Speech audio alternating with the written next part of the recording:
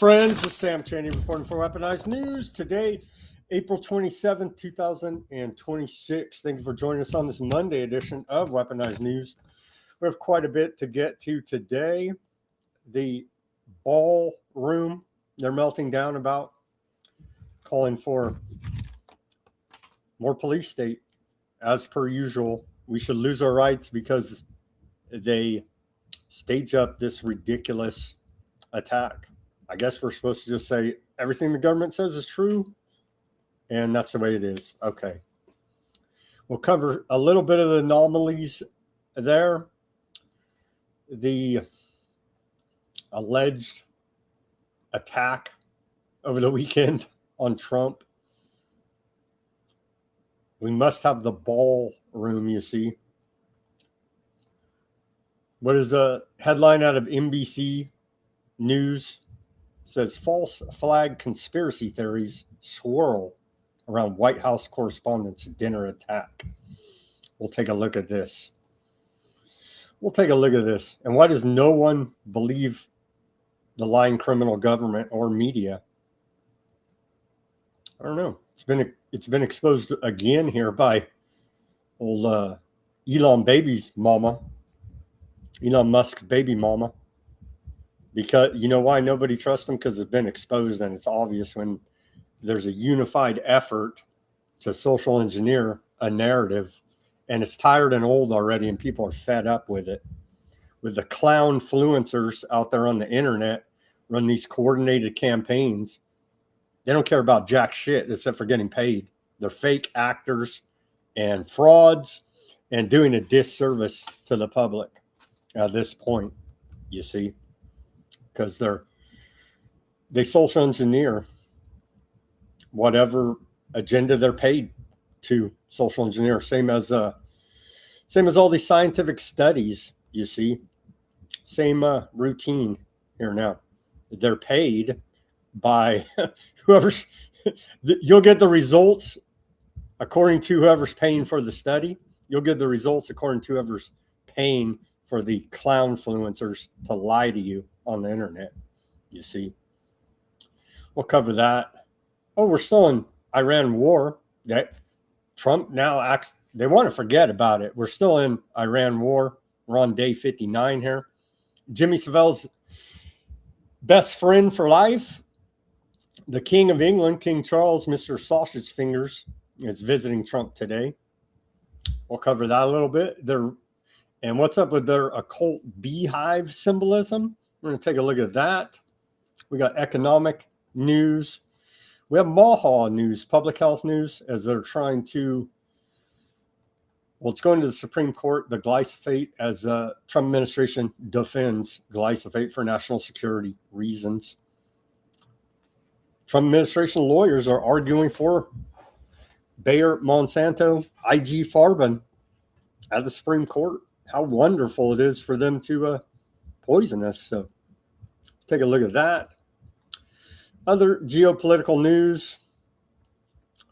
Quite a bit of geopolitical news. Oh, the genocide in Gaza continues. The ethnic cleansing program in Lebanon continues. We'll cover all of that and much more. The horrific details there. Thank you for joining us on this Monday edition of Weaponized News. Let's take a look here quickly. Shout out to the chat. Shout out to Karen. Shout out to Mac. I want to remind everybody, Fat Bob got his account banned from X. So Fat Bob's having real problems out there on the X to even communicate. He ruffled somebody's feathers the wrong way, apparently. So if you're trying to get a hold of Fat Bob on the X, I don't know, message me and I'll relay the message to him, I guess. I don't know what else to do, Fat Bob. So that's going on as well. The censorship of people just asking questions, saying, "Hey, look, this looks like something." You know what I mean? But apparently, Fat Bob ruffled somebody's feathers the wrong way. They're on the X. Sadly enough, as many others have. All right, let's get to this day in history. I on this day in our history, we try to get through this as quickly as we can and get to all this news for you today. On this day in our history of April 27th, we go back to the year 1296, and we saw the Battle of Dunbar. The Scots are defeated by Edward I, King of England. Very sad defeat there for the Scots. On this day in 1509, Pope Julius II excommunicates the Republic of Venice and endorses his allies to attack them. So a major falling out there between control systems between Venice and the Vatican on this day, 1509. 1861, on this day, we had a few events. Confederate General Robert E. Lee orders Colonel Thomas Stonewall Jackson to take command of Harper's Ferry, Virginia, part of the American Civil War. Also on this day, 1861, then U.S. President Abraham Lincoln suspends the writ of habeas corpus, part of the American Civil War here. 1865 on this day, we saw steamboat SS Sultana explodes in the Mississippi River, killing up to 1,800 of the 2,427 passengers in the greatest maritime disaster in U.S. history. Most are paroled Union prisoners of war on their way home. Imagine that. 1875, on this day, New York, we saw the New York Society for the Prevention of Cruelty to Children. The world's first such agency is incorporated on this day. And then we go to 1877. Then President Rutherford B. Hayes removes federal troops from Louisiana. Reconstruction ends.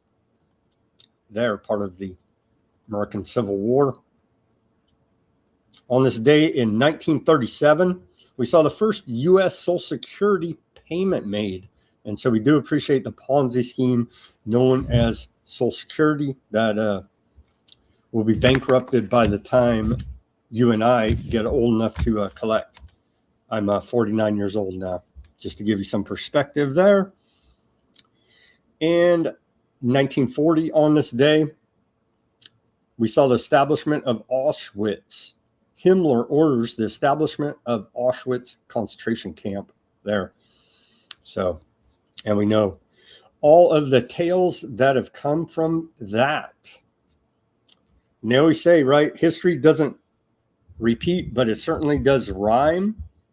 On this day in 1982, we saw the trial of John Hinckley Jr. begin for his attempted assassination of then U.S. President Ronald Reagan, another MK Ultra type Manchurian candidate.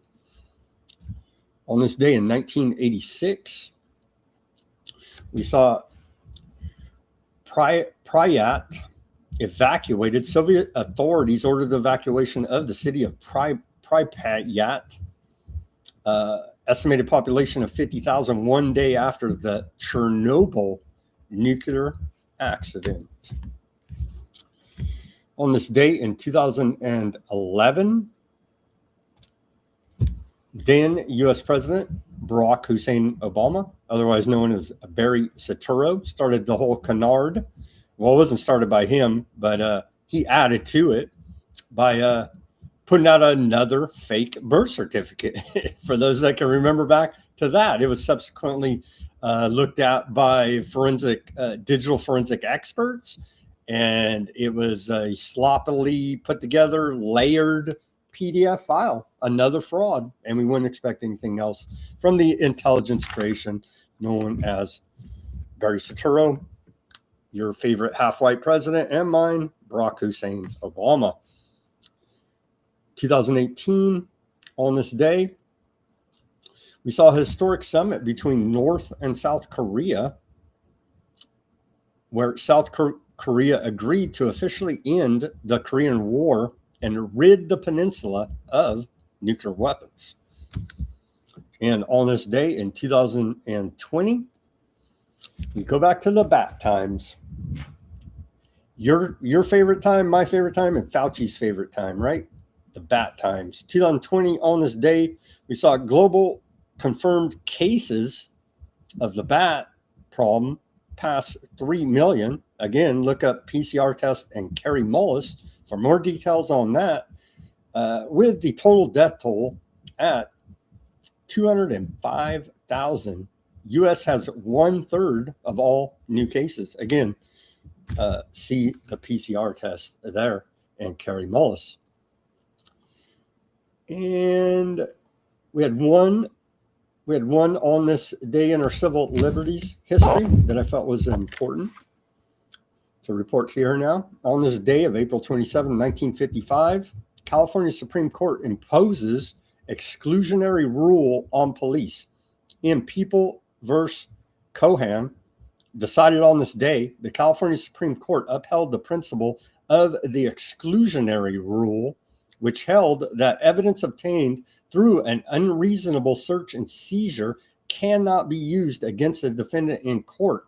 The U.S. Supreme Court had imposed the exclusionary rule in federal criminal cases in Weeks versus United States, decided February 24th, 1914. The Supreme Court did not apply the rule to state or local police under the 4th and 14th Amendments until the famous case of Mapp versus Ohio, decided on June 19th, 1961. The Cohan decision so outraged Jack Webb, creator and star of the popular television drama Dragnet, that he devoted an entire Dragnet episode, January 19th, 1956, to an attack on the exclusionary rule, making the argument that it turned criminals loose on society. The Mapp decision also outraged police and conservative ideologues nationwide who made the same argument that Webb made and who launched a decades-long campaign against the exclusionary rule. In decades since 1961, the Supreme Court has created a number of exceptions to the rule, but has never overturned the Mapp decision. Well, I got news for all you big police state fans. Criminals run the government, and you're propping up the organized crime syndicate running the world's contraband and illegal activities known as your federal government. So good job, clown world. Good job. Good job there. All right. Here's our segue to the news. And I couldn't find, well, trying to do this series, I'm going to have to do it myself, apparently, because I couldn't find number 3 and 4 posted by Sandy Adams. So we did 1 and 2.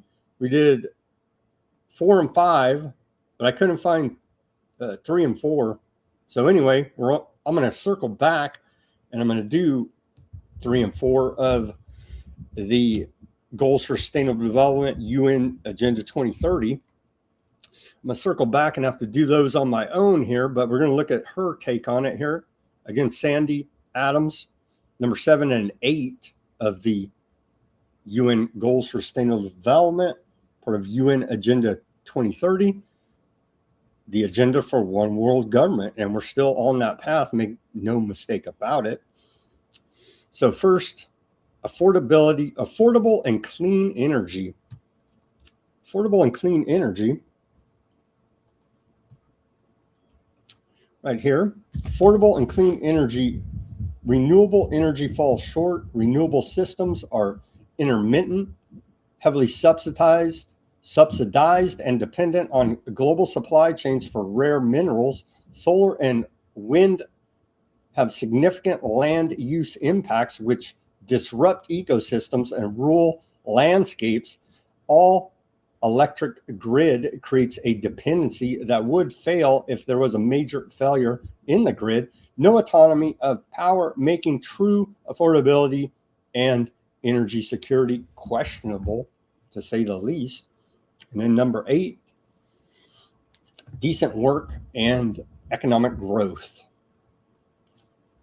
eliminates traditional industries while funneling labor into ESG compliant monitored sectors. This causes job displacement, skills mismatches, younger people struggling to enter stable employment, reflected in the NEET levels, a generation not in education, employment, or training, increased dependency on compliance heavy sectors rather than broad-based skills job creation. And I would add to old number 7 here, they're affordable and clean energy. They put a bunch of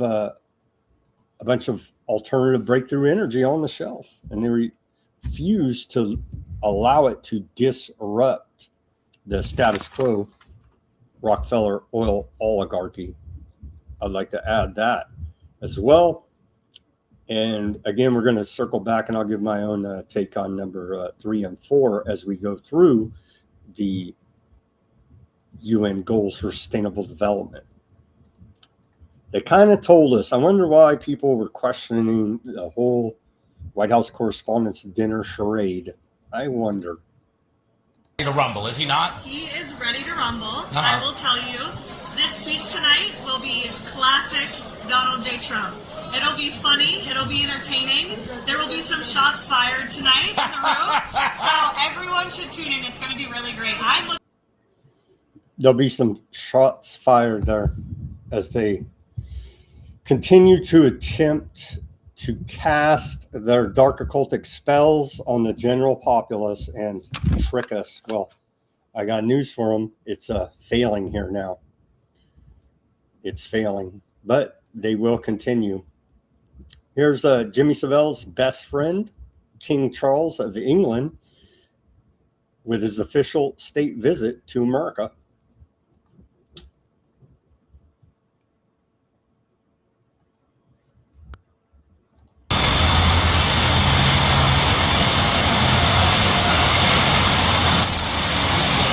Soup. Ready doors. Ready pop. Ready open.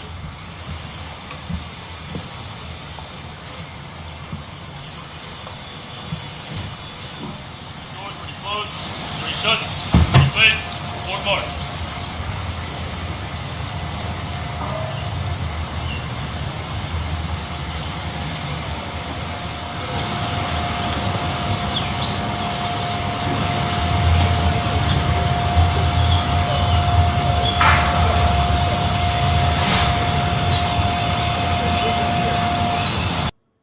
I don't know. Did you guys spy a Freemason secret society handshake there? I don't know.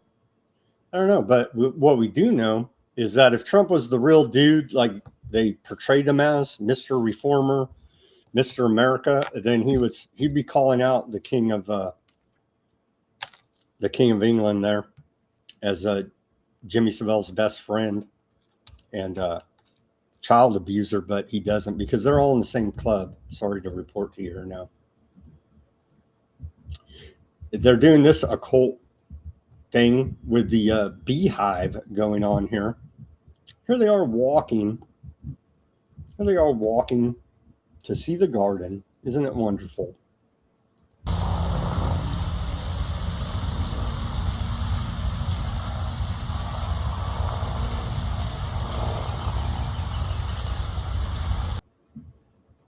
Didn't we fight against the tyranny of the Crown of England? Isn't that what this country is founded on? I think so. But now we're supposed to act like, oh, we have to respect this bastard. No, we don't.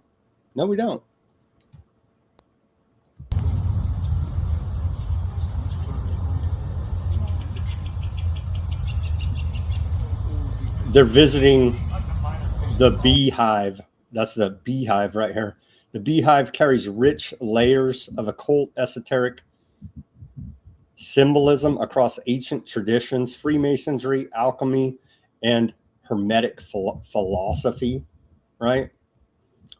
And so they go through the details here, all the different occult symbolism here, talking about they're the queen, right? And It's part of the collective hive mind. And they're dark occultists casting spells upon the general populace, and they have everybody duped into following along with their rule. To sum it up for you, they go into details here. Yeah, it's Freemasonry uses the beehive. Alchemy uses the beehive. Collective consciousness, quote, hive mind, is implied there. Honey pot trap also implied there as well. And so they're trying to do their dark occult symbolism, spell casting. It's just simply falling flat here now, except for the hardcore brainwashed out there. Sorry to report. Yeah, here it is. So there you go. There you go. Best friends. This guy had his own key. It's alleged. This guy had his own key to the royal palace, right, where he could just sneak in the back door, and he would go around. For those not familiar with Jimmy Savile, it's public that he was into necromancy and abusing crippled and sick kids. Like, it doesn't get any sicker than this dude. Famous DJ out of the UK. Very underreported here in America, but believe it, because that's all come out public, that he was literally raping sick kids, raping dead kids, amongst his other crimes there. Literally best friends with King Charles. Author also, don't forget, King Charles kicked off the Great Reset during the Bat times. Let's not ever forget about that as well. And so if Trump was any kind of real American leader, he'd be calling all of this out to these guys' face, doing a giant press conference, all this, and saying, no, no, no. But we don't see any of that because Trump's part of the conspiracy for dark occultist, satanic one world government. You better believe it. There you go. This Camille Sharaf, a great Arab cartoonist here. There you go. There you go. There you go. Pretty much nailed it right there. Well, according to the Justice Department, who's still violating the Epstein Files Transparency Act, we're on like day 137, I believe, today. But they're going to get these left-wing assassins, let me tell you. They're going to get them. And it's all the Democrats. It's the rhetoric in the media. Mm-hmm. Mm-hmm. Well, here's the alleged weapons that were found.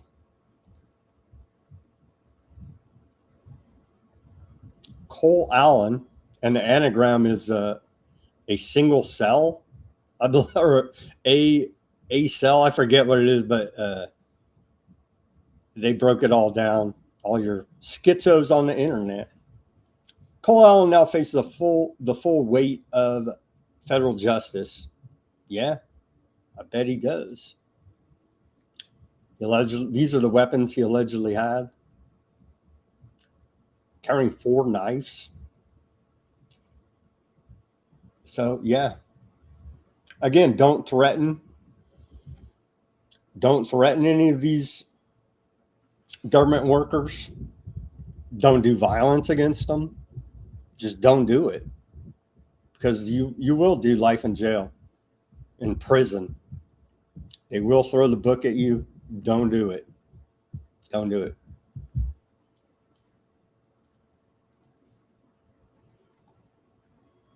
Here's Todd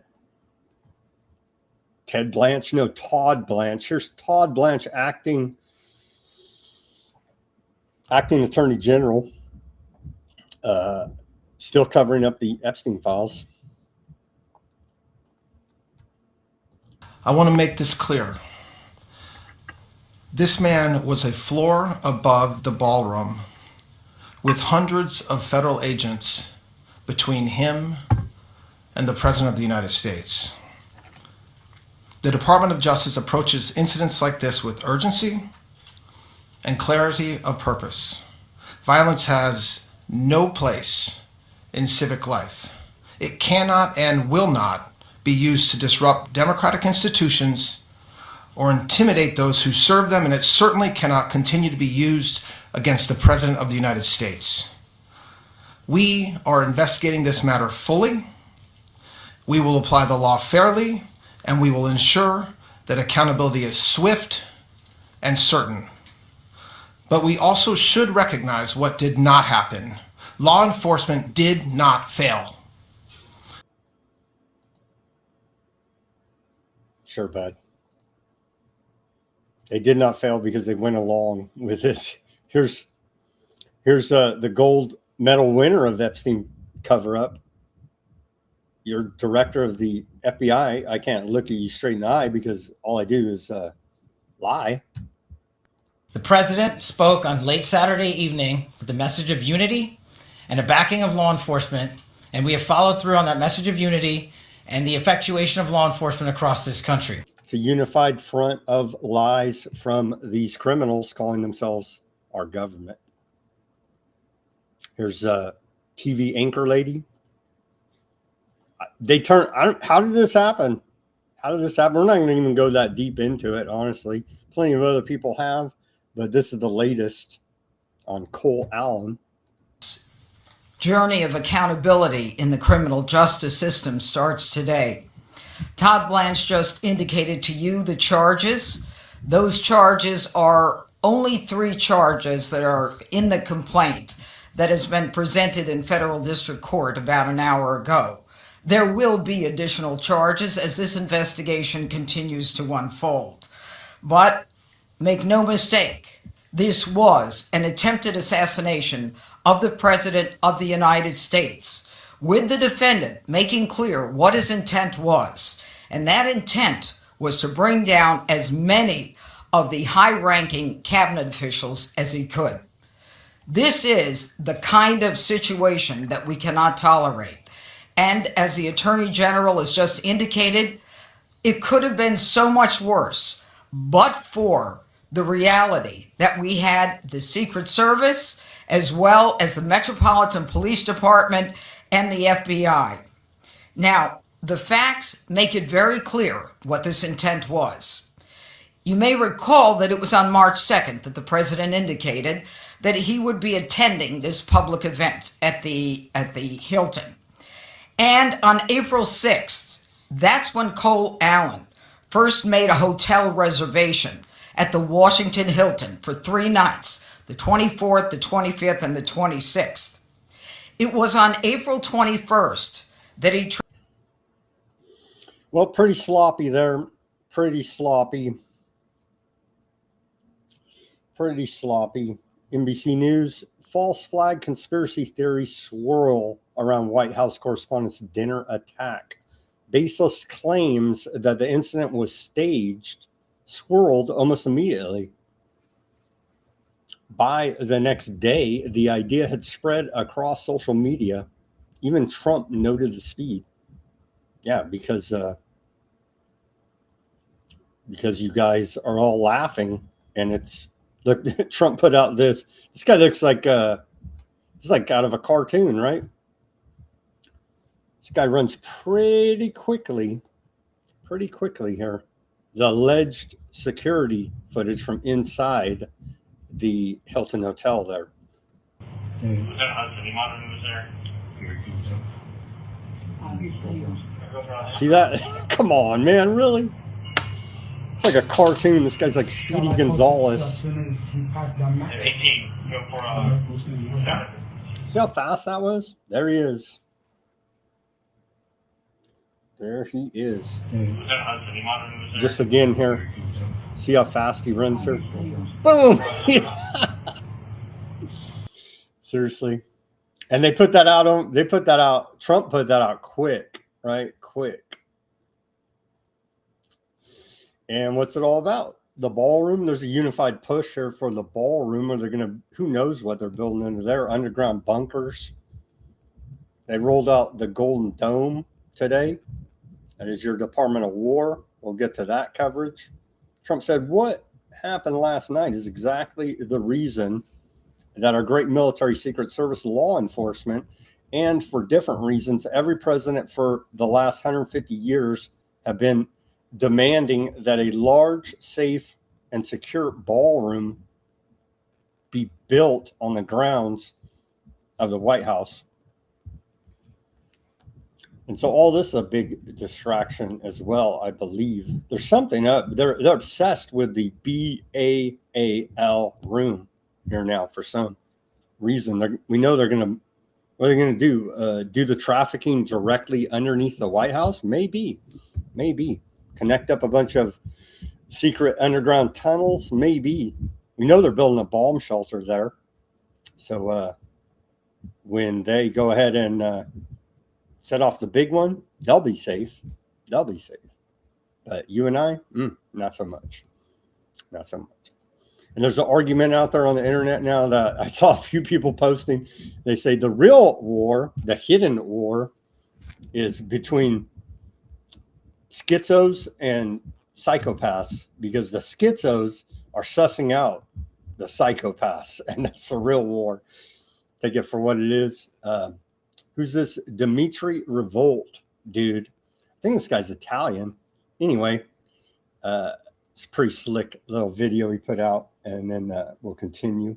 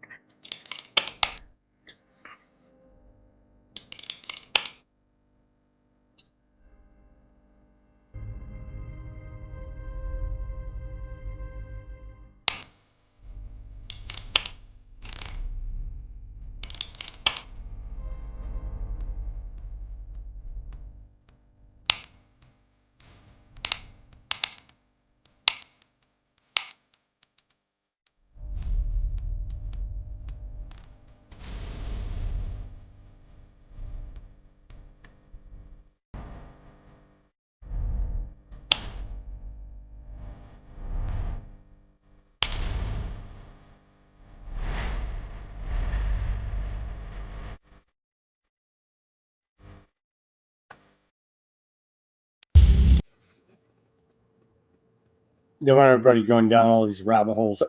Are they secretly building the White House ballroom as the third temple? Are they time travelers? All this nonsense. The guy, the mentalist, Oz Feldman, what the hell is his name?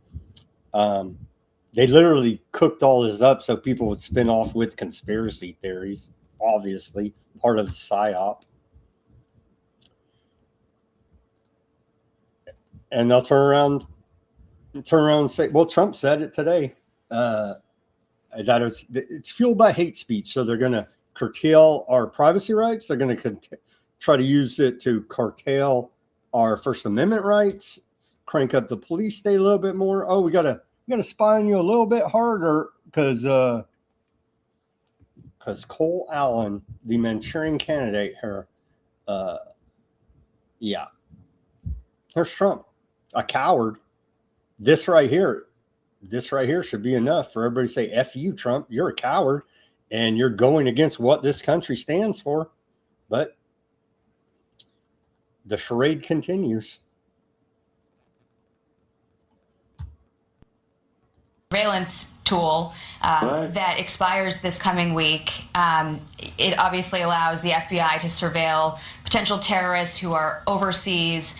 And we don't know right now if this individual was radicalized by somebody like that. But do you think about the importance of having these tools to protect our country from these kinds of threats? And how will you get that message to Congress when there's a Congress right now that's skeptical about renewing those powers? Well, Jackie, I know both sides of it because Pfizer was used against me and very, very viciously by a dirty cop. You know, we had the Comey gang, Comey and his remnants, and it was used against me. And they used it very illegally. I mean, they signed court orders that were illegal. Mm-hmm. Every one of those people should be prosecuted, frankly. It was used against me. Now, that's the That's the bad news. The good news is that the military really needs it, and it's really needed for national security, and there's a division, but I was willing to give that up, and because, again, it was used against me more than anybody else, and by bad people, by sick people also. These are sick people. Comey was terrible. He was a horrible, sick person. He had real problems.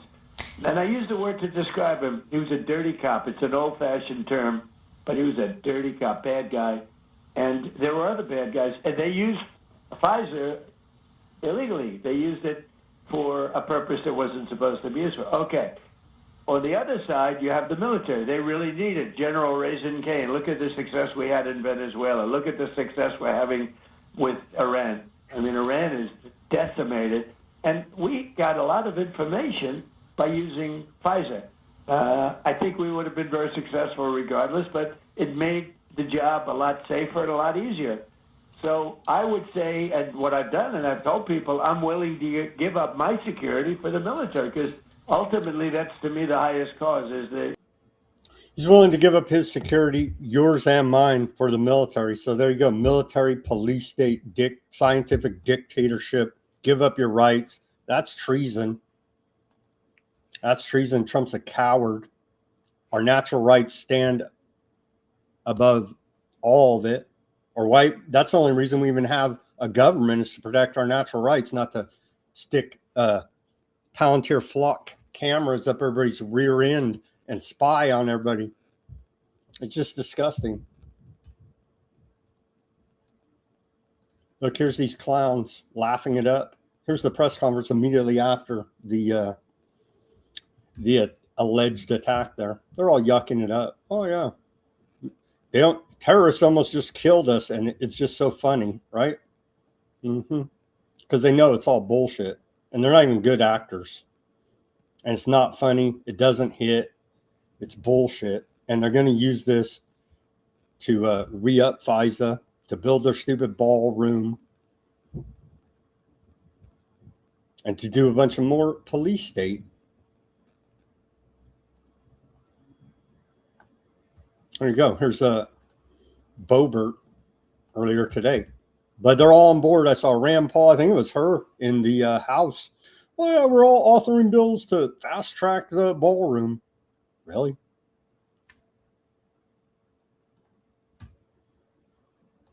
They're scanning our faces in public places, at protests, even at our children's schools. The government is building secret databases they can go through anytime that they feel like it.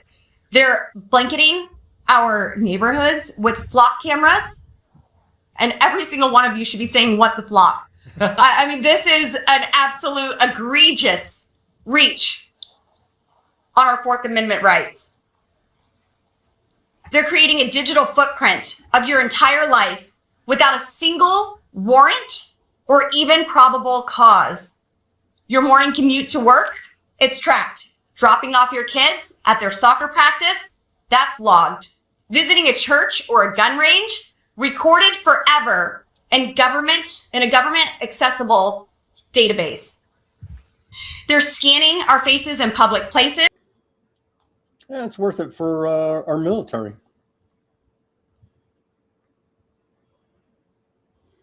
White House Correspondents' Dinner suspect Cole Allen sent anti-Trump manifesto. All the patsies have manifestos now, don't they? Wanted to take out officials. The friendly federal assassin, according to a report out of the California Compost now. And there you go.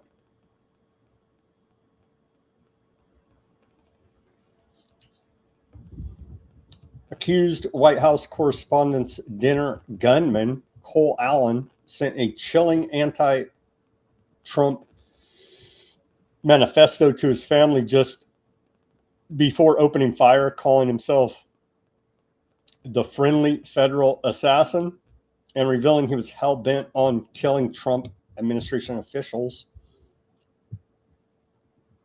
Allen wrote that his, quote, targets were, quote, administration officials, not including FBI Kash Patel, prioritized from highest ranking to lowest. The unhinged message went out about 10 minutes before the shooting Saturday night. 2 U.S. officials said, "I am no longer willing to permit a pedophile, rapist, and traitor to coat my hands with his crimes," Allen wrote, apparently referring to President Trump. "In order to minimize casualties, I will also be using buckshot rather than slugs, less penetration through walls," he wrote, before disturbingly admitting he was willing to kill everyone in the room if it meant getting to his targets.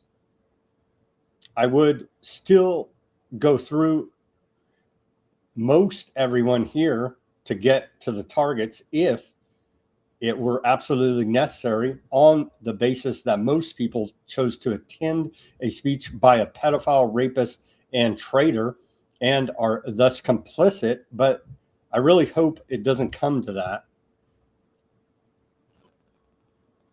And they got him right there, the alleged shooter. And he allegedly shot a Secret Service agent, but Trump said he had a bulletproof vest and was perfectly fine, if we can believe any of this.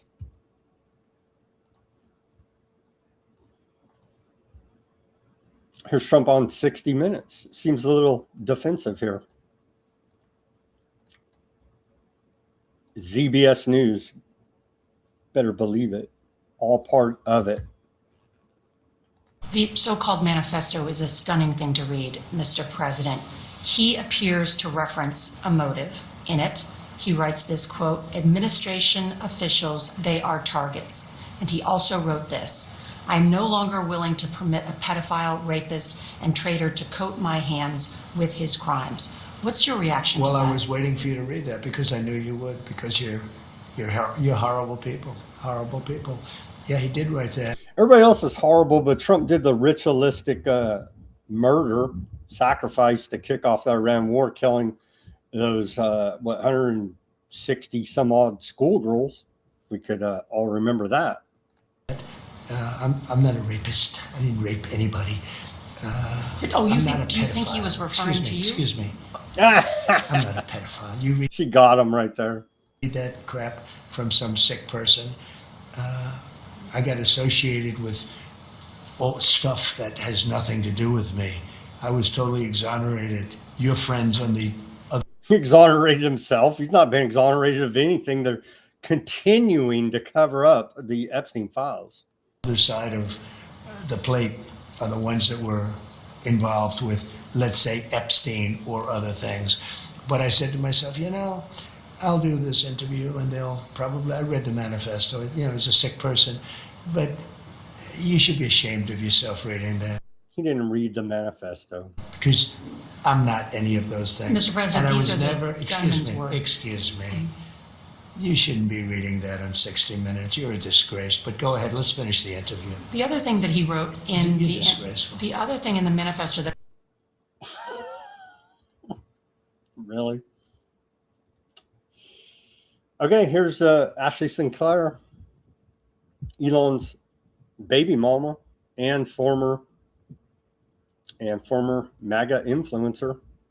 She's been blowing the whistle, exposing it, and here she is one more time. Everything in MAGA is fake, staged, and coordinated.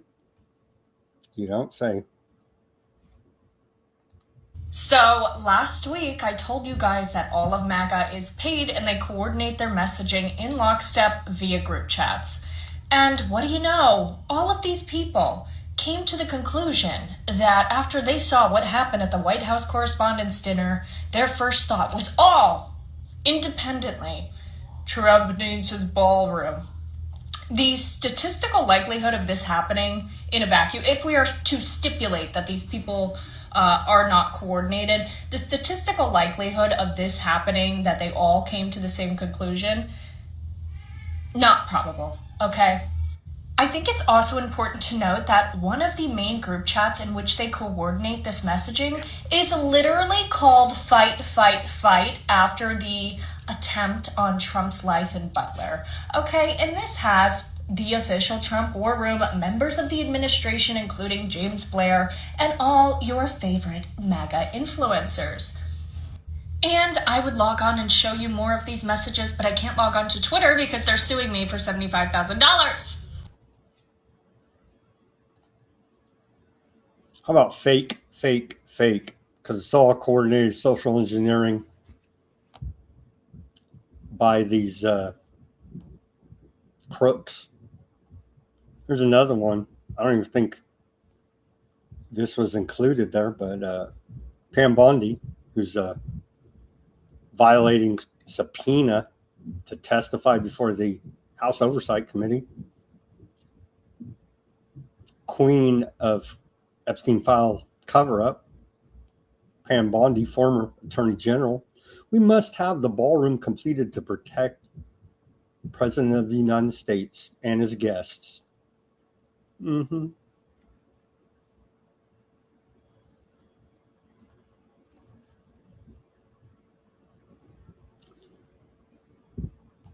don't even have the meme.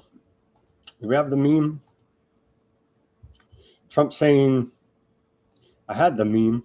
Trump's calling it hate speech. Let me pull that one up quickly here if I can. I can get this computer going. I don't know what happened to it. I had it, but you can see hate speech here mentioned by Trump.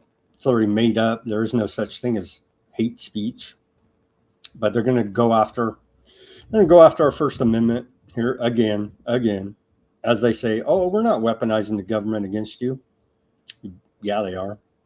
And they're using these fake events to do it.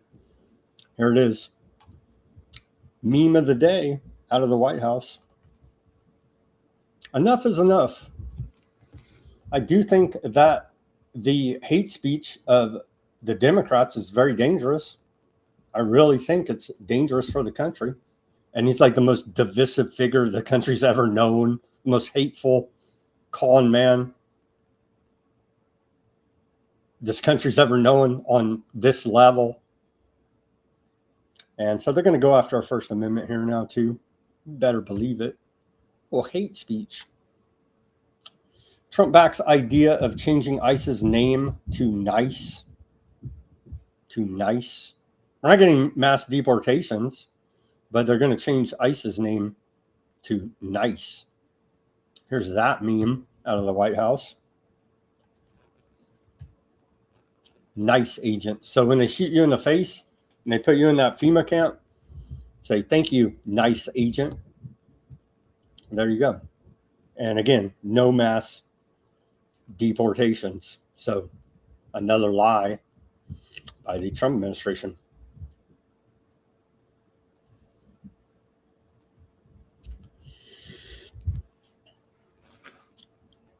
Case in point, Melania Trump.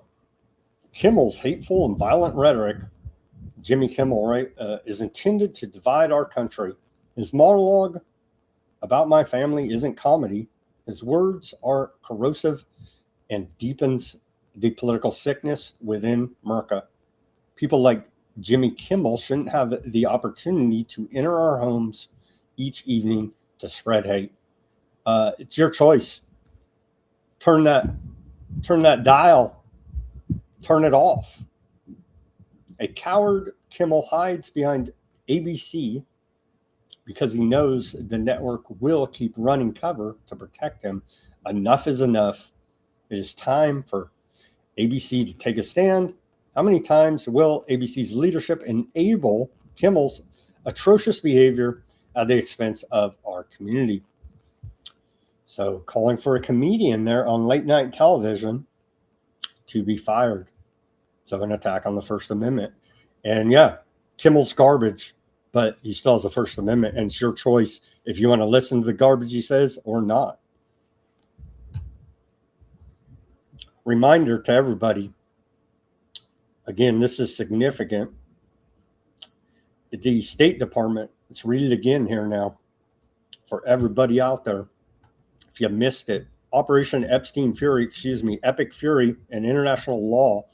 On February 28th, the United States Armed Forces launched Operation Epic Fury with a set of clear objectives to destroy Iran's offensive missiles, destroy Iran missile production, destroy Iran's navy and other security infrastructure, and finally ensure that Iran will never have nuclear weapons. Epic Fury is only the latest round of ongoing international armed conflict with Iran, as the United States has explained multiple letters to the UN Security Council, including most recently on March 10th. The United States is engaged in this conflict at the request of and the collective self-defense of its aardvark land ally right there, as well as in the exercise of the United States' own inherent right of self-defense. So it's right there. Why are we doing this war? For aardvark land, according to the U.S. Department of State. So that should end all of the other fake narratives out there, because there it is from the State Department. White House officials claim Iran presented the United States with a, quote, new proposal over the weekend and pushed this narrative through its preferred media outlets. A senior Iranian official told Dropsite News the characterization was false. Trump claimed Iran softened its stance over the weekend, but not enough for a deal. Dr. Hussein Ahmedian, a prominent analyst and University of Tehran academic, said there has been a recent Iranian shift, but it is toward a clear set of conditions for resuming negotiations, not acceding to American demands on its nuclear program. There are changes, and I understand, he said, the main change is for Iran to insist on the stop of the war regionally. That's pivotal in Iran agreeing to discuss other issues. Iran also believes that aardvark land Prime Minister Bibi, the most corrupt man in the world, has been given unprecedented influence over U.S. intelligence estimates and White House decision making. I don't know what gave him that idea. Could it be this from the State Department? No, Iran's just a bunch of disinformation conspiracy guys. Sure. Our country has had negotiations with the Americans at various levels over the past 30 years, formal and informal, public and back channel. The senior Iranian official said, referencing previous U.S.-Iran negotiations that involved months and other times involved years of diplomacy and technical talks. It's as if they are showing up to the football game match with rugby rules. Yeah. Yep. So here are the new, according to senior Iranian officials, and this is a report out of Dropsite News. A senior Iranian official with direct knowledge of internal diplomatic deliberations spoke to Dropsite News, offering a clear picture of Tehran's position as negotiations with the United States remain deadlocked and Iran prepares for two dramatically different paths that may unfold in the coming days: a return to diplomacy or a resumption of the war within the U.S. and aardvark land. Number one, on the conditions for resuming direct talks, we're currently moving forward with our own design, and we feel Continuing negotiations doesn't make sense until the United States government lifts the maritime blockade. Oh, by the way, the Strait of Hormuz effectively closed. Still, the scope of the conflict has extended, and naturally, the issue is no longer purely nuclear. Number two, President Trump and the United States approach to diplomacy. Iran believes that Aardvark land Prime Minister Benjamin Netanyahu has been given unprecedented influence over U.S. intelligence estimates and White House decision making. Our country has had negotiations. We read that part in another report. Iran has told disdain for Trump's special envoy, Steve Witkoff, views him as both oblivious of diplomatic processes and totally ignorant of technical issues. Kushner is viewed by Iran as Aardvark land's man at the table. Well, that's what we voted for, right? Kushner to be Aardvark land's man at the table. Just a dude starting wars all over the world in our name. Iran, the senior official said, does not see any reason to deal with these two without a figure like Mr. Technocracy, Vice President, J.D. Vance, present.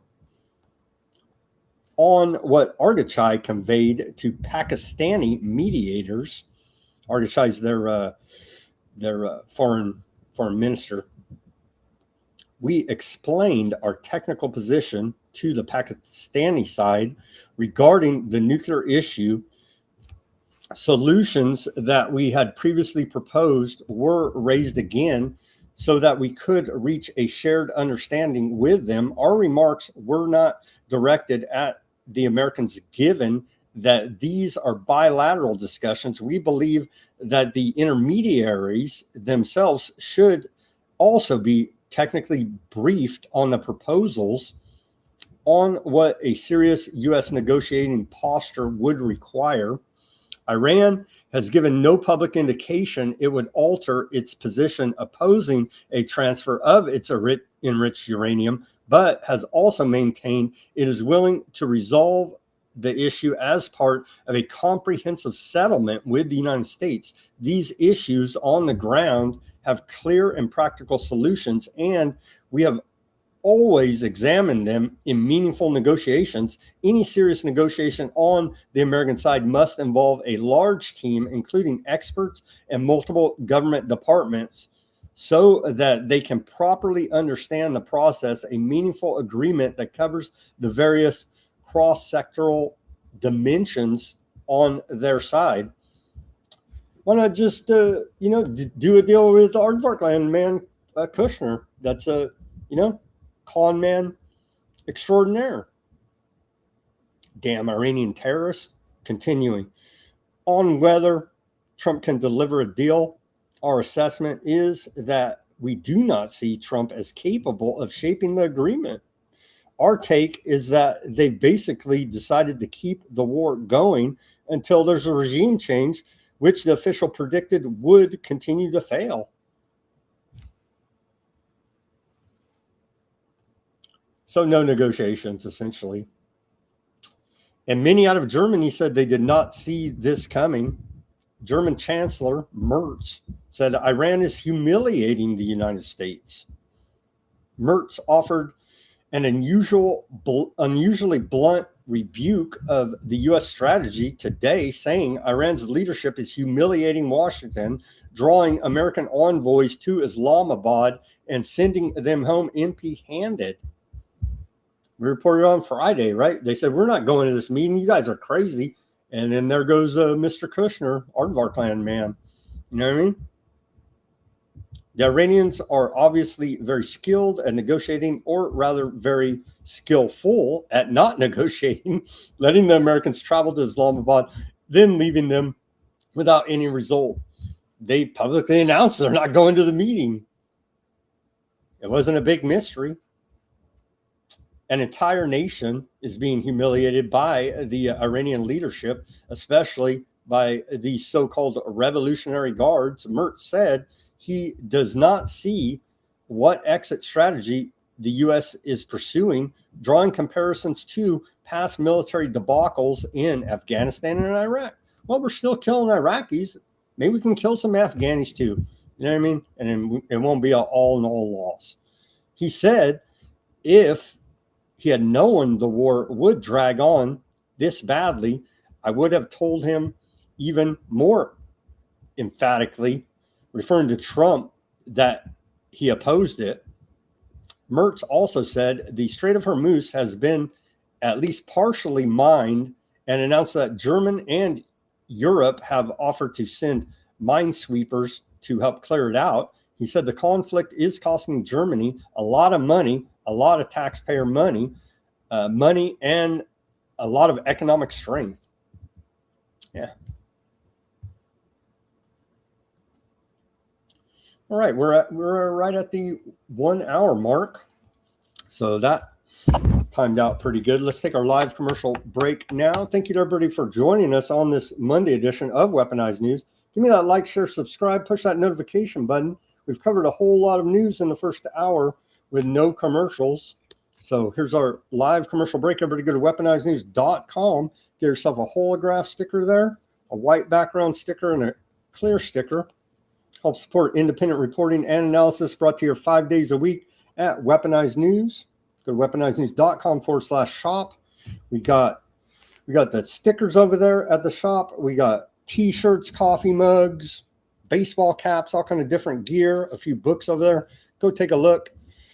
Patron the store, help support the broadcast, weaponizednews.com/shop. We take donations as well. Buy me a coffee, Bitcoin, wallet address, Cash App, all in the description below this video. All the channel links where you can find this show if we're banned on one of these internet channels. Who knows? They may just shut off the internet. But until then, you can find us at the links below. Go to weaponizednews.com. Give us a PayPal donation, secure link right there on the front.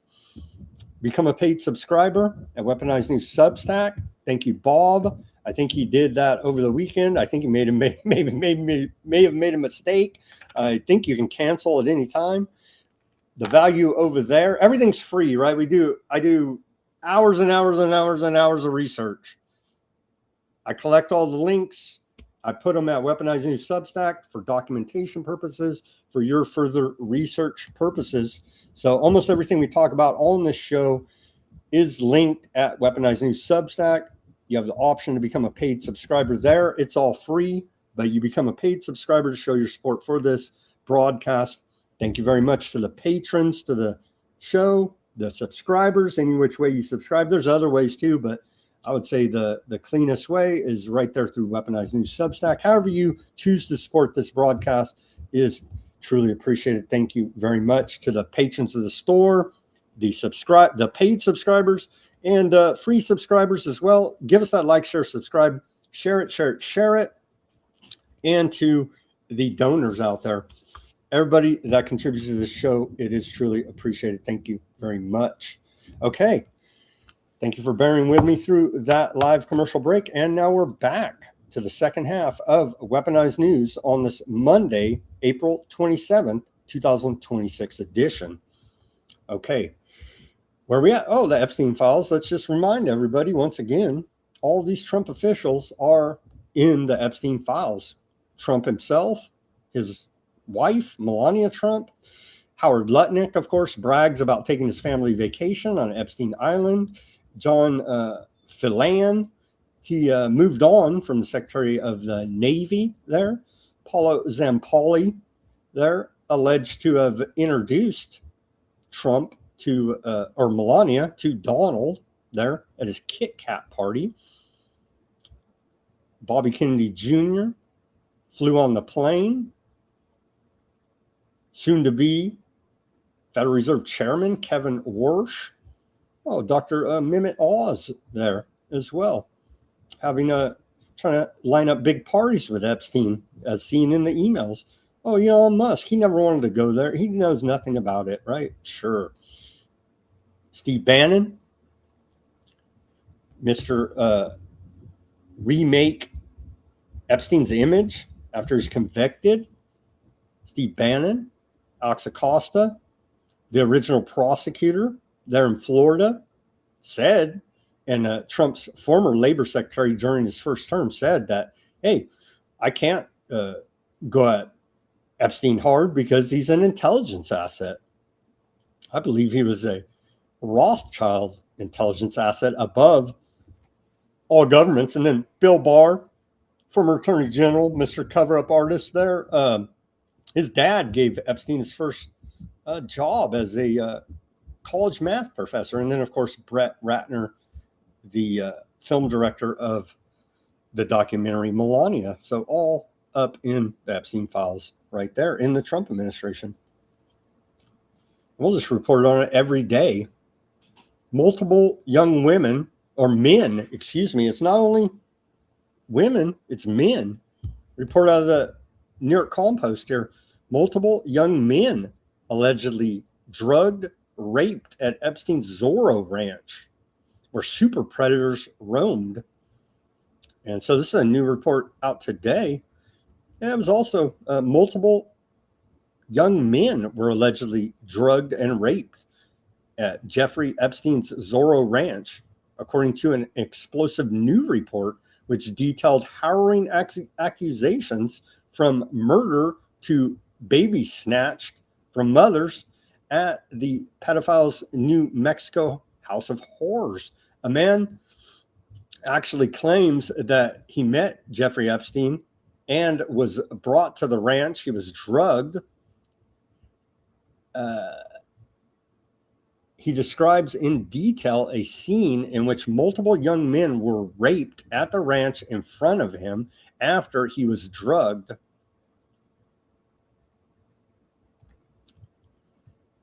And it goes on. We covered when it first broke all of the excruciating details, but that's a new claim. And see, all these PSYOP BS is taken away from my time researching this and really digging in. But we're going to circle back to this sometime this week, hopefully, and take a look at this new report. Where's it out of? New Mexico, I believe.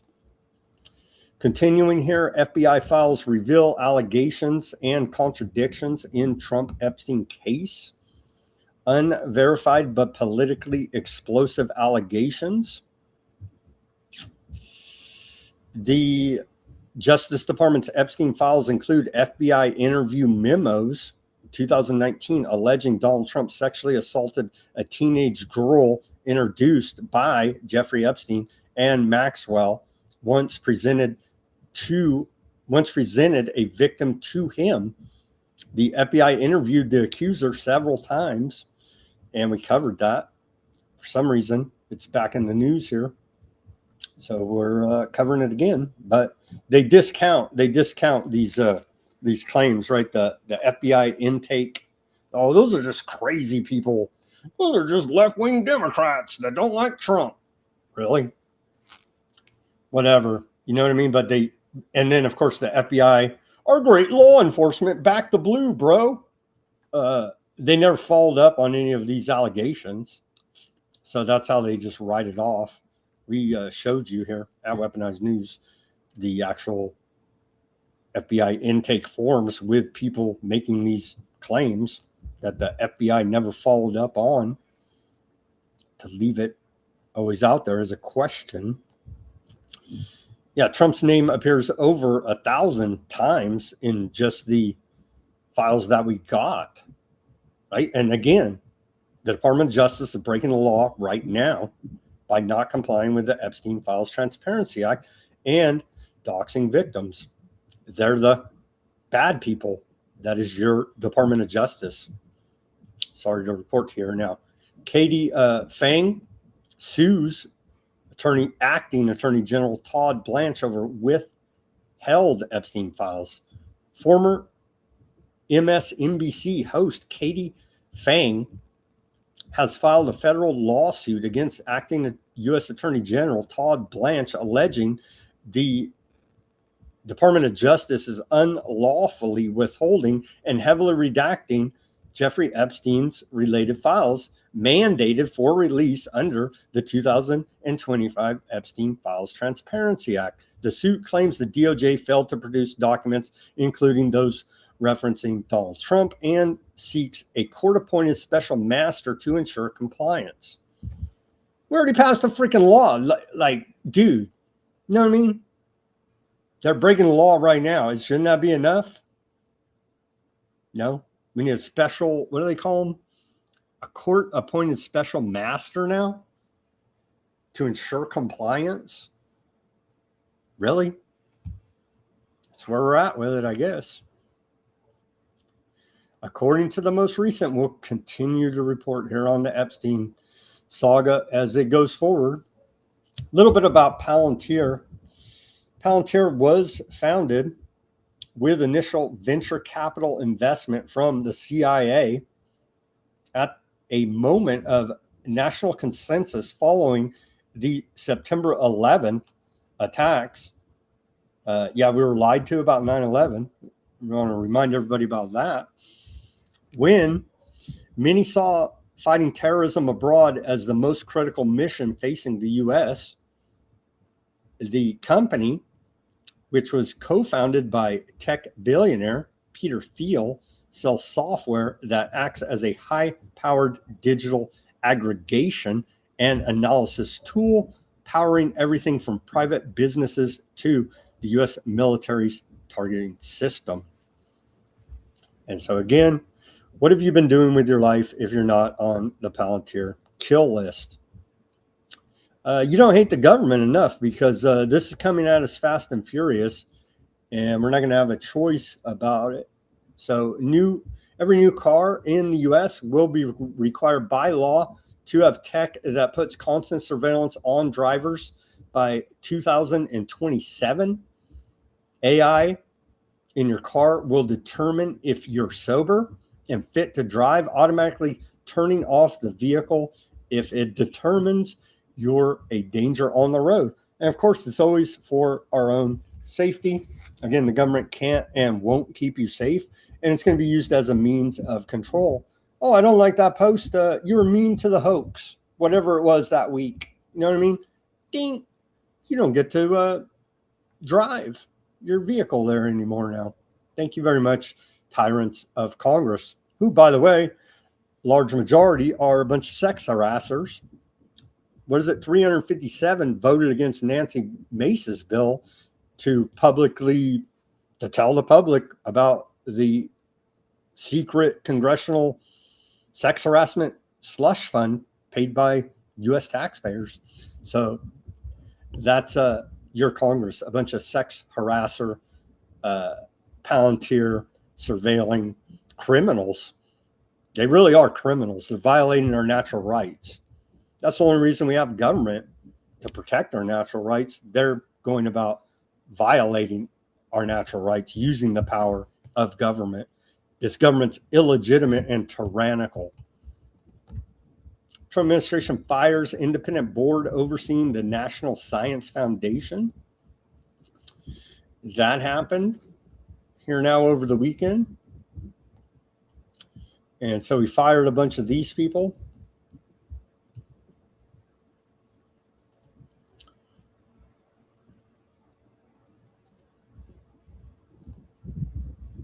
Maha maxing. Again, this is a meme of the day from, I didn't even look on it today because I'm so disgusted about the glyphosate issue here now.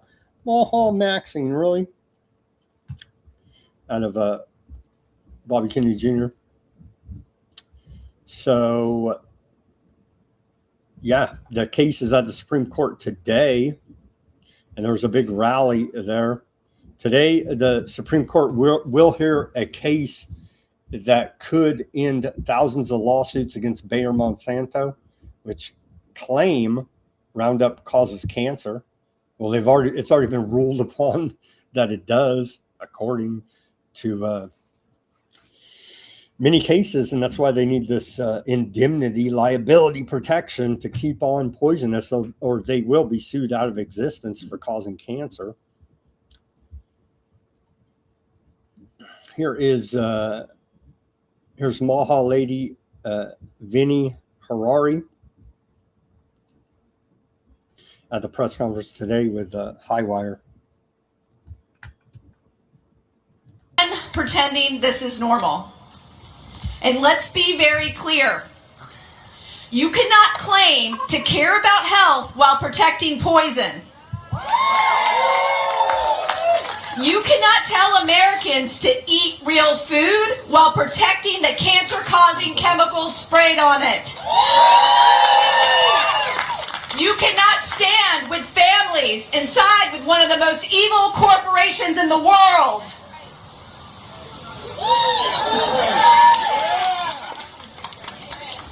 Let's be honest. We wouldn't be here right now if President Trump didn't sign that executive order. We wouldn't be here right now if they weren't inside this building arguing on Monsanto's behalf. We wouldn't be here right now if they didn't submit that amicus brief and that recommendation to the Supreme Court to look at this case when they've lost all over this country. You cannot stand with families and do that. We would not be here right now if Monsanto Bayer wasn't pushing legal shields through every branch of government, including the Farm Bill today at Congress. They made this their moment, now we make it ours. Genetic roulette. We've been knowing this a long time. Everybody should check out Genetic Roulette by Jeffrey Smith. This was published in 2007.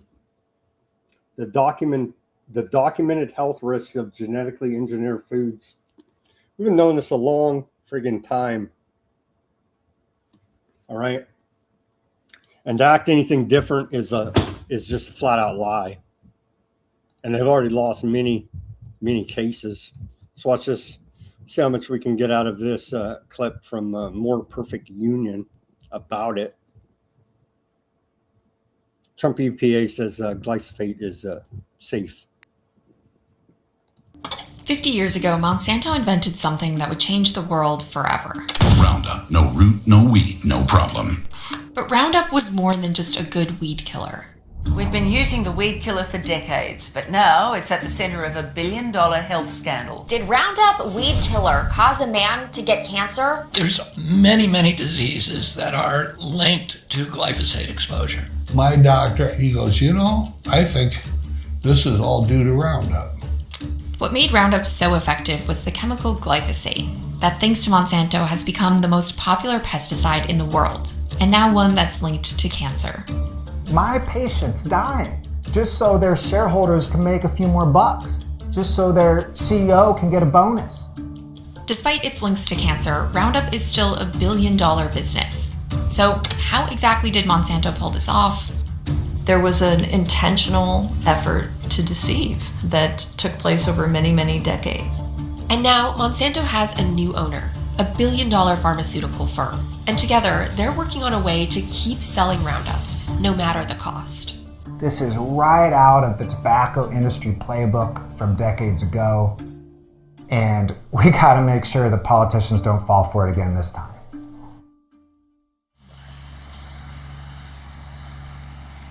It would kill pretty much any plant it was sprayed on. That was in the period when we were naive about a lot of things. John Gilbert is a farmer in Iowa who's seen how Roundup came to dominate agriculture in the state. I think it's gone from a habit to an addiction. Roundup came on the market in 1974. By the 90s, Monsanto had developed something to turn Roundup from a convenient tool to a necessity. Monsanto had this brilliant idea to roll out what they called genetically modified crops. Genetically modified crops were seeds that Monsanto engineered to be resistant to Roundup. So when farmers sprayed their fields, it would kill the weeds, but not their crops. It was a big ground shift when when the modified crops came out, because it was orders of magnitude difference in how much was being used. In 1974, 1.4 million pounds of glyphosate were used in U.S. agriculture. By 2014, that number had grown to 276 million pounds. It became the world's most widely used weed killer, and Monsanto's profits just went through the roof. Roundup was responsible for half of Monsanto's total sales in 2000. It It was called a savior for the farmer because it was so effective while supposedly being safer than other pesticides. There were some people associated with Monsanto who would describe it as safe enough to drink. You can drink a whole quart of it and it won't hurt you. You want to drink some? We have some here. I'd be happy to, actually. That came really from a comparison to a rival weed killer called Paraquat that was sold by. So there you go. If you're real MAGA, you'll drink a bunch of glyphosate and shove a flag up your rear end. By a competitor to Monsanto. And Paraquat, very much, if you would swallow even a teaspoon of it, you would be dead within a matter of weeks. But Monsanto marketed Roundup as an alternative that was safe for humans and the environment. They say, it disappears when it hits the soil, so that makes it safe. I've learned in my life, if it kills insects, if it kills weeds, kills fungus, it can't be helpful to you. You think it blows up the little bug stomachs is what it does. What do you think it does to your stomach? And this goes on. I'll post a link, or you can go find it, More Perfect Union. But they go on with the testimony. I mean, it's a slam dunk. It's an undeniable fact. But yet, for national security, Trump administration's arguing Bayer, Monsanto, IG Farben, dare I say, needs indemnity to keep on spraying this garbage. It's not only, it's destroying the entire environment, the ecosystem as well. And so there you have it. But hey, we still got the mRNA on the market, safe and effective. Operation Warp Speed, the greatest scientific achievement ever, according to Trump. So there you go. Trump administration's move to drop the long-standing recommendation for Miracle Hep B within the first 24 hours of birth is likely to lead to additional infections and millions of health care costs, according to the failing Washington Compost there. And then here you go.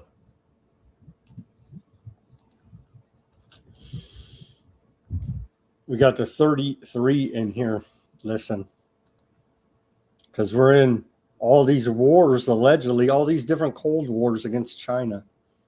Is now eating our lunch. They got more drugs approved last year. 50% of the drugs that were approved in the world were approved in China. They went from running 3% of clinical trials to running 30%, and Australia is taking about the same amount. We are losing scientists, we're losing our IPs, we're losing physicians, we're losing the best researchers, and we're going to lose our biosecurity. And I only have a few, so what do we need to do? We're doing it right now. We are fast tracking approvals now in our country at record levels. This year, we approved 67 new drugs, 39 all of these are records, 39 medical devices, 91 generic drugs. We are reducing the clinical trials from 2 trials to 1 trial where appropriate. Mm-hmm. We are fast tracking approvals so companies can get them. What happened to Bobby Kennedy Jr.? Was he a sleeper cell the entire time? I don't know. He did a lot of good work. He was the part of the lawyer team to first sue and beat Monsanto for causing non-Hodgkin's lymphoma. So I don't know what's gone on. The Epstein files, other blackmail. He's had a sordid life, right? Self-admitted heroin addict, womanizer. So who knows what all dirt they got on old Bobby Kennedy Jr., but he's backing Trump's play to give glyphosate, which he knows damn well is extremely toxic and cancer causing, to give them indemnity.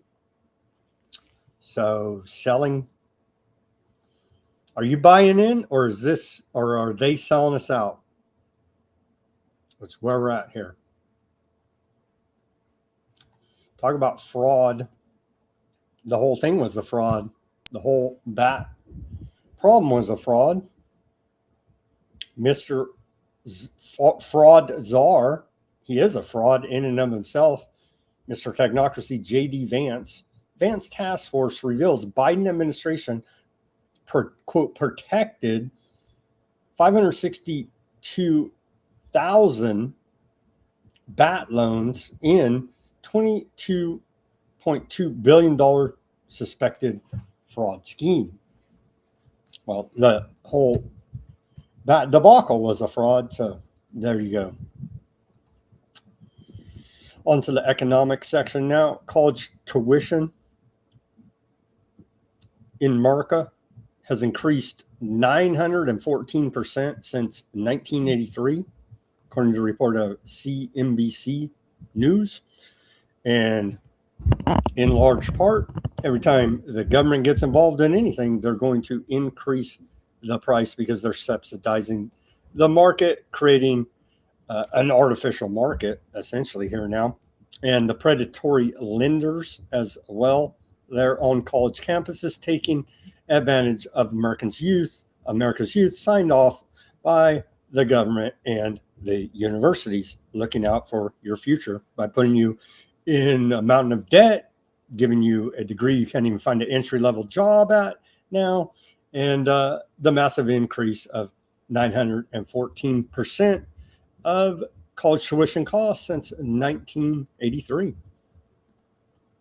What a con job, as everything has become here now, hasn't it? Half of Americans say it's hard to afford food now. It's hard to afford food now, according to a report out of Lending Tree. Who cares? They got a ballroom to build. We got a bunch of wars to fight, you see. Who cares if you can't eat? Eating was overrated anyway. You can get your GLP-1 synthetic Gila monster venom from TrumpRx.gov to curb your appetite there when you're feeling a little bit hungry. So half of Americans say they're having trouble paying for groceries. Who cares about that when Congress is about to extend U.S. veterans benefits to Americans who serve in the Aardvark military? Over 20,000 U.S. citizens are fighting for Aardvark land right now. And that's a report out of military.com. And so that's what really matters here. Not eating, but serving Aardvark land. You see, one more time. Here's Keir Starmer, big brother out of the UK. He says that people, they're going to need to start saving because of the war in Iran. And so they're prepping everybody to get ready for rationing, for economic depression, collapse, lockdowns, all in the name of your own good. You said it's not our war. The problem is, as you already mentioned, it is affecting all of us, isn't it? And people are desperately worried about that. So you're chairing this crisis cabinet committee tomorrow. I wondered if you could just level with the British public. You know, are you worried about fuel and food shortages? Is that why you're chairing that committee? There is going to be an impact on the UK. There already is. And I think it's really important I level with the public that we are doing everything we can to get the Strait of Hormuz open, because obviously that is vital in terms of minimising the impact. But I don't want anybody to think that once the strait is open, that that's the end of the damage. It'll go on longer than that. And that's why we've got almost daily meetings of ministers and officials looking at how we manage the impact. At the moment, we're confident about supply. We're going to get to net zero one way or another. You better believe it. Better believe it. 1 in 3 young men in the UK now live with their parents, according to a report at BBC. So thriving there. Snow, if you're out there in the audience, we got a report out of Canada. The Kabasi letter. Canada's launching an $18.4 billion sovereign wealth fund to bankroll major projects of national interest, according to a report out of the Financial Times. Details include this marks the first ever sovereign wealth fund for Canada and is part of Carney's drive to turn Canada into the strongest economy of the G7. The, quote, Canada Strong Fund will work alongside the private sector to finance 15 infrastructure proposals. This comes as Canada's deficit jumped to $78 billion Canadian in 2025, up from $42 billion the previous year. Carney looks to catalyze $1 trillion in total investment in Canada over the next 5 years. The move comes, Canada has dealt with U.S. tariffs for over a year.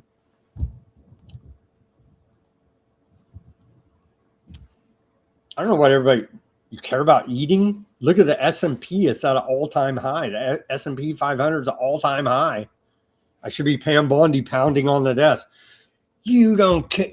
Who cares if you can eat? Look at the S&P 500.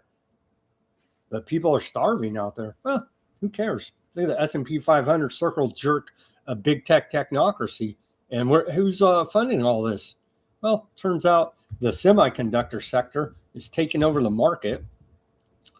And so isn't that wonderful? You eat a microchip. Oh, you can't afford it. Oh, yeah. Well, you'll be fed into the Soylent Greenest people. No.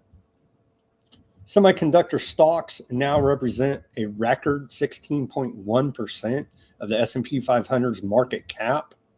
The percentage has tripled since 2022 bear market. This is also now 11 percentage points above the 2000 dot-com bubble peak. By comparison, defense sectors, including energy, health, staples, and utilities, make up 19.2% of the S&P 500 index.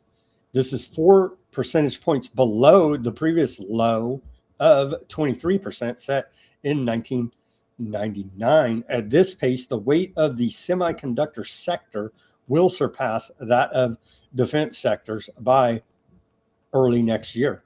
Well, we've transformed now into technocracy. The old military-industrial complex is trying to catch up here now. I'm sure they will. I'm sure they will, all working together. They're for our own national security. And so who needs to eat when you got a microchip shoved up your rear end? That's all that really matters. NVIDIA, the big chip makers.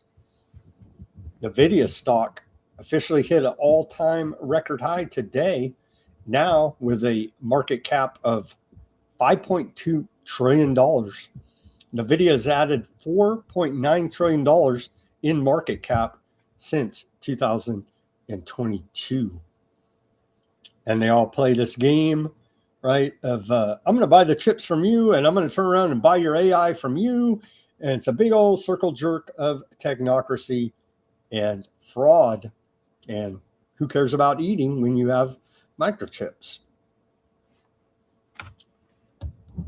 Over 560 Google employees have signed an open letter to the CEO, Sundar Pichai, urging him to refuse to let the U.S. government use its AI technology for classified military operations. In the letter sent today, the protesting Google employees say, we want to see AI benefit humanity, not being used to inhumane or extremely harmful ways. This comes just weeks after Anthropic was designated a, quote, supply chain risk after the company refused to give the government unrestricted access to its AI models. Specifically, they said, take off the guardrails, give us mass surveillance powers, and autonomous weapon systems, i.e. Skynet. We're going to get to that. Looks like the government launched Skynet today, actually.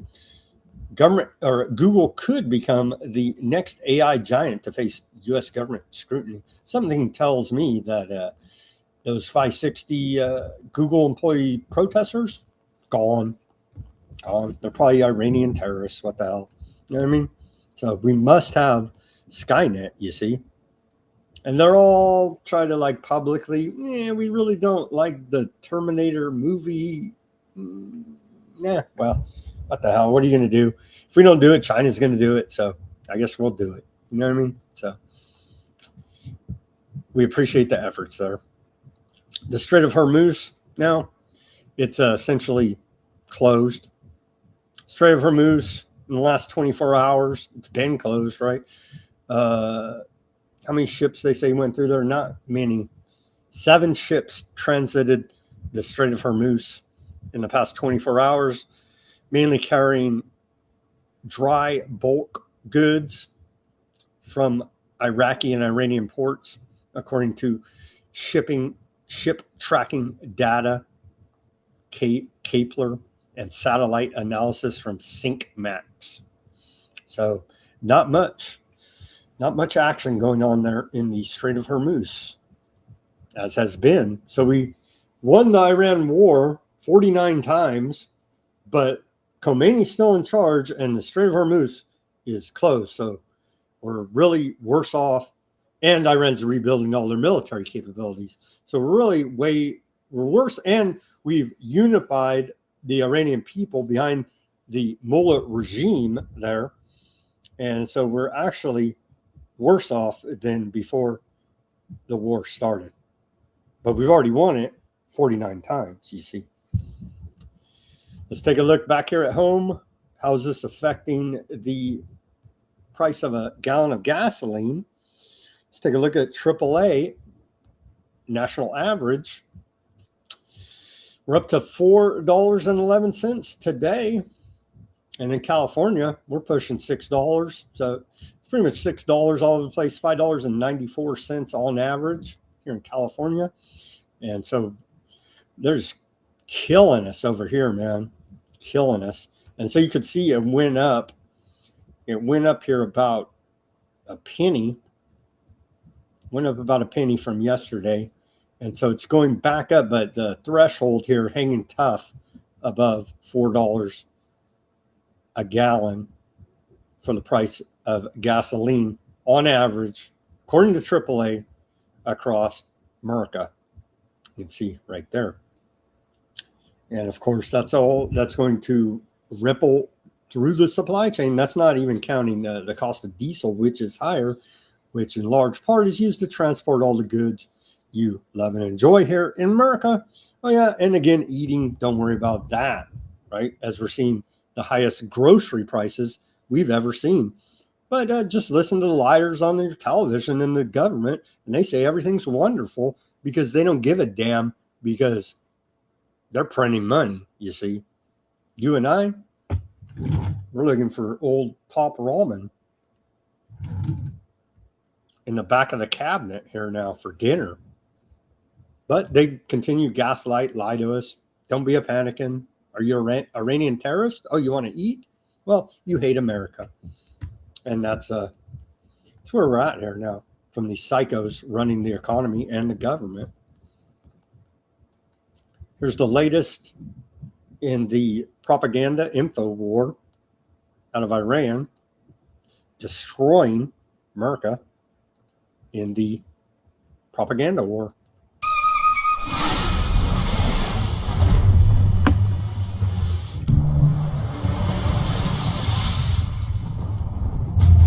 Hey, yeah, check the map, homie. We don't play. Never. Listen. Hey, check the map, homie. We don't play. Never. Listen. Lost in our fog, you call us the pirates. Man, check the mirror, dog. You're the one that's biased. Vultures on the water, fiending for the black gold. Straight freeloaders, doing what you're told. Pulled up with destroyers, flexing like you're on the block. But David with the Persian slingshot put you in a shock spot at Persian speedboats.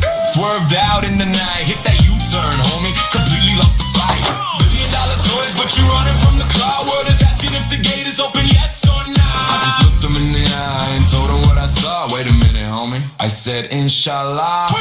Little orange man, this is straight up Iran. Little orange man, little orange man, get straight out of Homer's. Little orange man, little orange man, this is straight up Iran. Little orange man, little orange man, get straight out of Homer's. Little orange man. Twitter finger king, fake ring cap, master with the lies, always tweeting great success while your whole damn squad cries. Talking smack to the Pope, throwing shade at Spain, but you a guppy out here, hit the Persian rain. Got an eagle made of glass, roasting on the holy sea. Mess with me? What? Ghost real quick, flee. Keep capping on the green, faking every single score. This ain't no country club, this a Persian street war. The Gulf is our hood and we holding the key. Get back on your phone, you get no pass for free. Word is asking if the gate is open, yes or nah. I just smile at him, I said inshallah.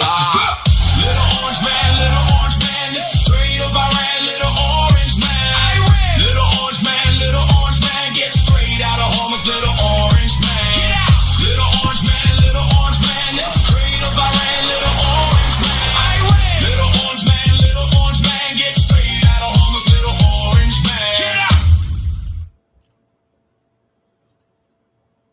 They keep cranking them out. There's a bunch of them, right? We don't have time to play them all, but that was pretty high quality there. I believe Iran finalizes plan to impose rial tolls, bans, and compensation measures on the Strait of Hormuz. They're trying to charge in their own currency here now. I know, God forbid, terrorists, but they're trying to use their rial there and bypass the world reserve currency, the US dollar there.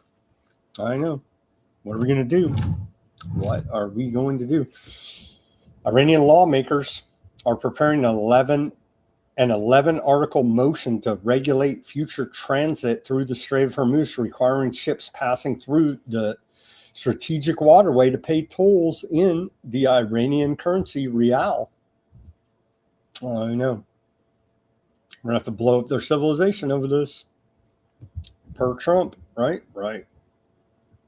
The Gulf Cooperation Council economies are entering what may be the sharpest downturn since the bad times, with several countries now projected to shrink this year due to the war in West Asia. The war's impacts have disrupted global energy markets central to Gulf economies, pushing oil prices significantly higher and causing a major supply shock that has some analysts drawing parallels to the 1970s. Because of this, economists downgraded 2026 growth expectations in a poll conducted between April 8th and April 24th, with some economies shifting from projected expansion to contraction.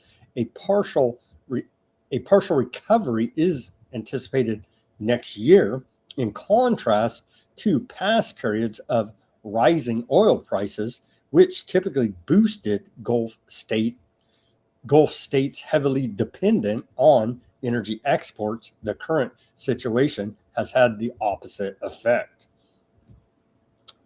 Yeah. War on Iran, and that was out of the cradle. This is another one. This is a culmination of reports. Out of the cradle, they say here, war on Iran hits PCB supply chain, raising prices for tech industry. The Aardvarkland U.S. war on Iran has disrupted the supply of key raw materials and driven up the cost of printed circuit boards, PCBs, which are used in nearly all electronic devices, according to industry executives reporting out of Reuters. In early April, Iran targeted Saudi Arabia's Jubail petrochemical complex, forcing a shutdown in the production of high purity polyfurylane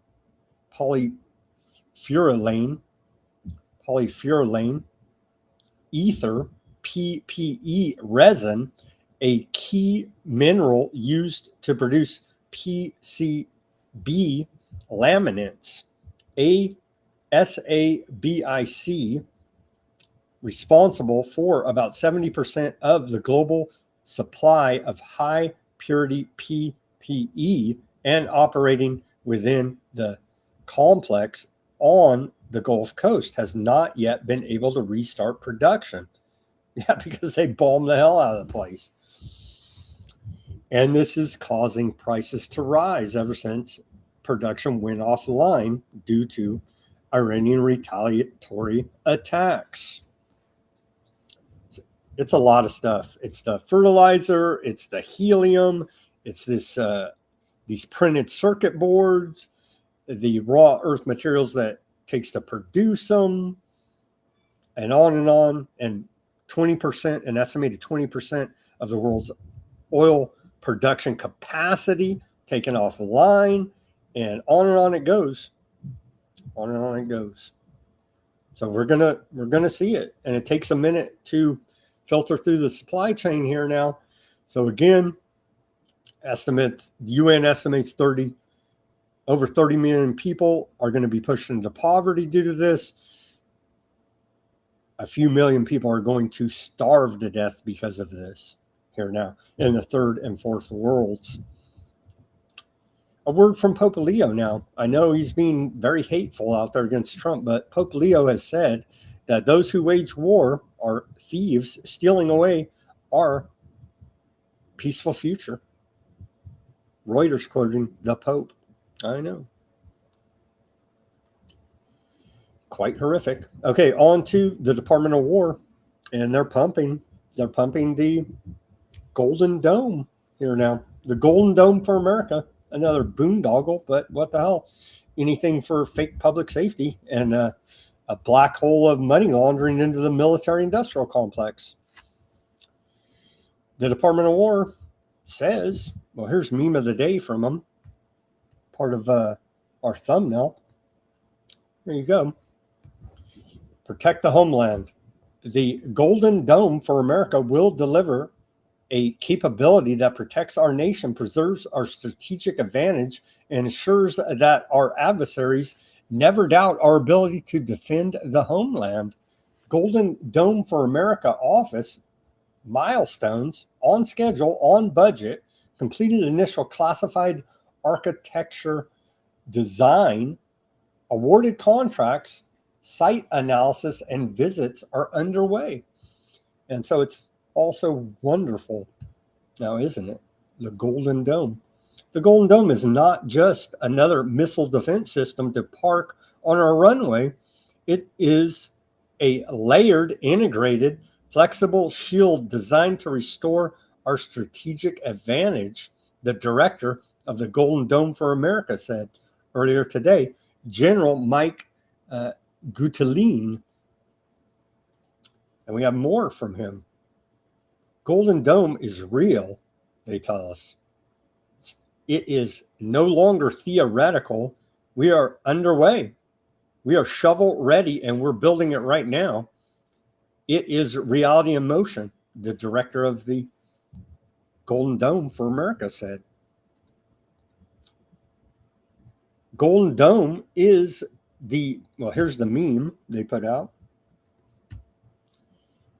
Golden Dome is the decisive response against a new era of threats. Again, we're in a new world order, in a new era. And I especially appreciate, and doesn't that look like, I don't know, a beehive, some bee combs there on the new Golden Dome shield? It certainly does now, doesn't it? Right there. Funny how all this occultism is always in the background of all this stuff, isn't it? And now we get into, hey, it's looking like they're launched, like the Golden Dome is going to be Skynet here now. Golden Dome is the decisive response to a new era of threats. We are moving with purpose and urgency to forge a shield that is layered, integrated, and automated. The process on display today is tangible proof that this is not a future concept, but a reality we must build now.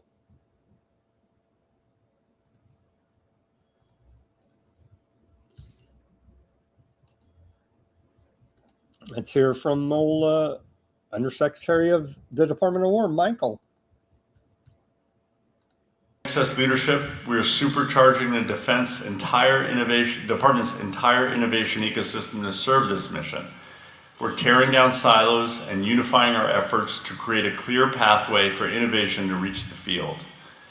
As we cut through bureaucracy and unify these efforts across the department, we're putting our new critical technology areas into action. Golden Dome will be powered by a broad spectrum of advanced capabilities. We will apply artificial intelligence for warfighter decision superiority and work with industry to scale low-cost, deep magazine directed energy solutions to neutralize incoming.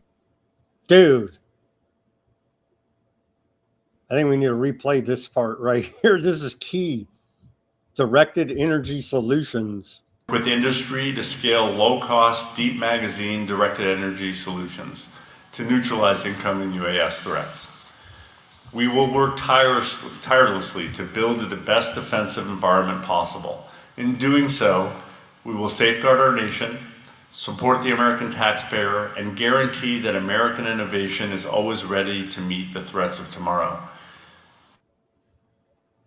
Dude, they're launching Skynet right now with autonomous directed energy systems.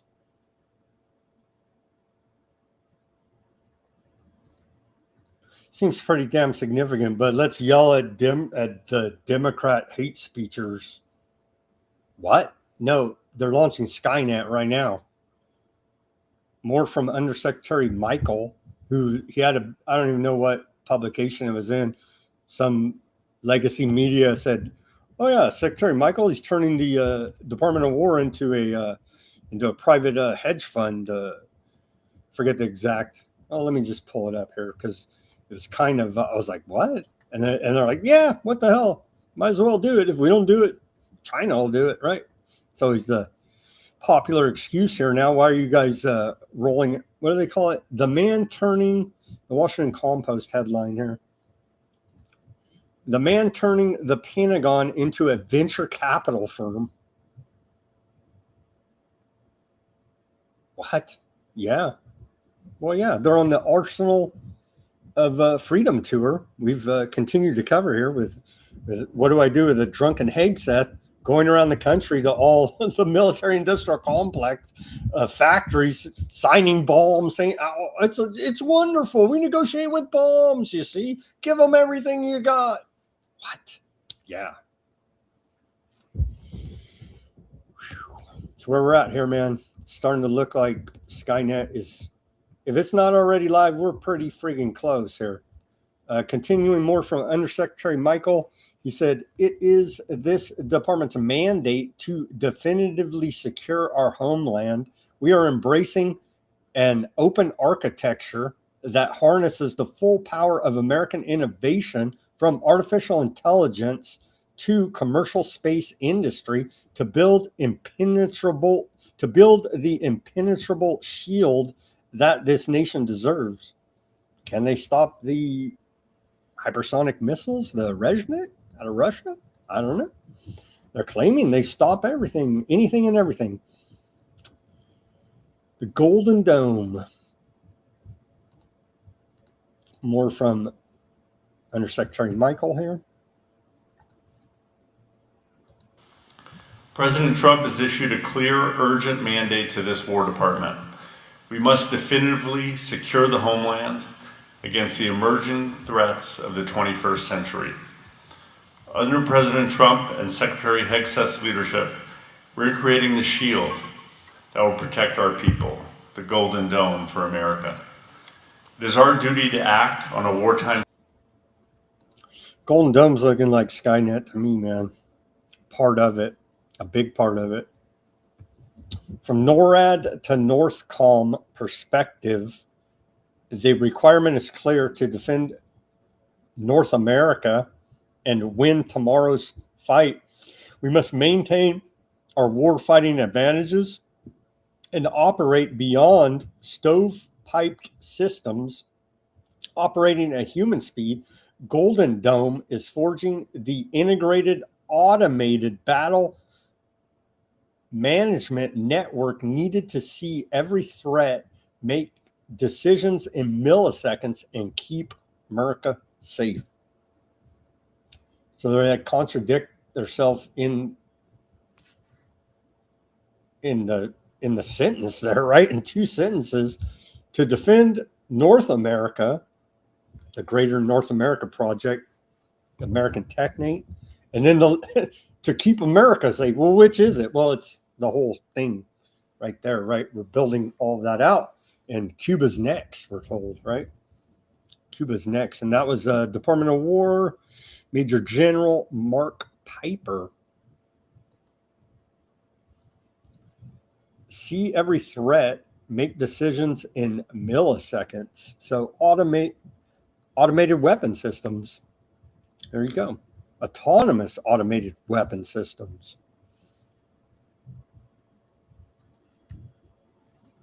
i.e. Skynet.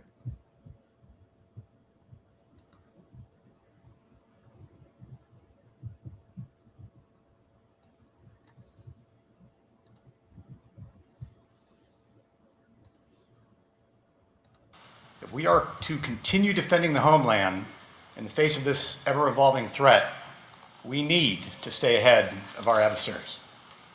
We need next-generation layered missile defense. We need an approach that leverages and builds upon today's proven systems while also simultaneously advancing future technologies. In a flexible and scalable architecture with foundational integration of automation and artificial intelligence at every level, incorporating the cutting edge of our most current technologies. Artificial intelligence at every integration of automation, scalable architecture with foundational integration of automation and artificial intelligence at every level. Sound a whole hell of a lot like Skynet to me. We played that clip last week. Michael, in an interview, was like, it's not Skynet. What? Sounds like Skynet to me. The Golden Dome for America is an unprecedented defense weapon system. The Golden Dome is a layered integrated shield designed to defend the homeland against a full spectrum of advanced threats, including ballistic missiles, hypersonic missiles, advanced cruise missiles, next generation aerial attacks. Funny they don't mention intercontinental ballistic nukes. Where's the nukes, bro? That was what? No, they don't mention the nukes out of the Department of War. The hypersonics they mention. So are the hypersonics even real? I don't know. We had that one. We had a couple clips, right? And you just see a flash. Allegedly, Russia launched the Reznik on Ukraine, and Putin bragged it's unstoppable. I don't know. Maybe it's all fake. Who knows? We know they do have big bombs that blow up a lot of stuff. We know that. Do any of these systems even work? The Iron Dome seems to have failed there in the Aardvark land. But we got a Golden Dome here in America, you see. Intercept the threat. Really?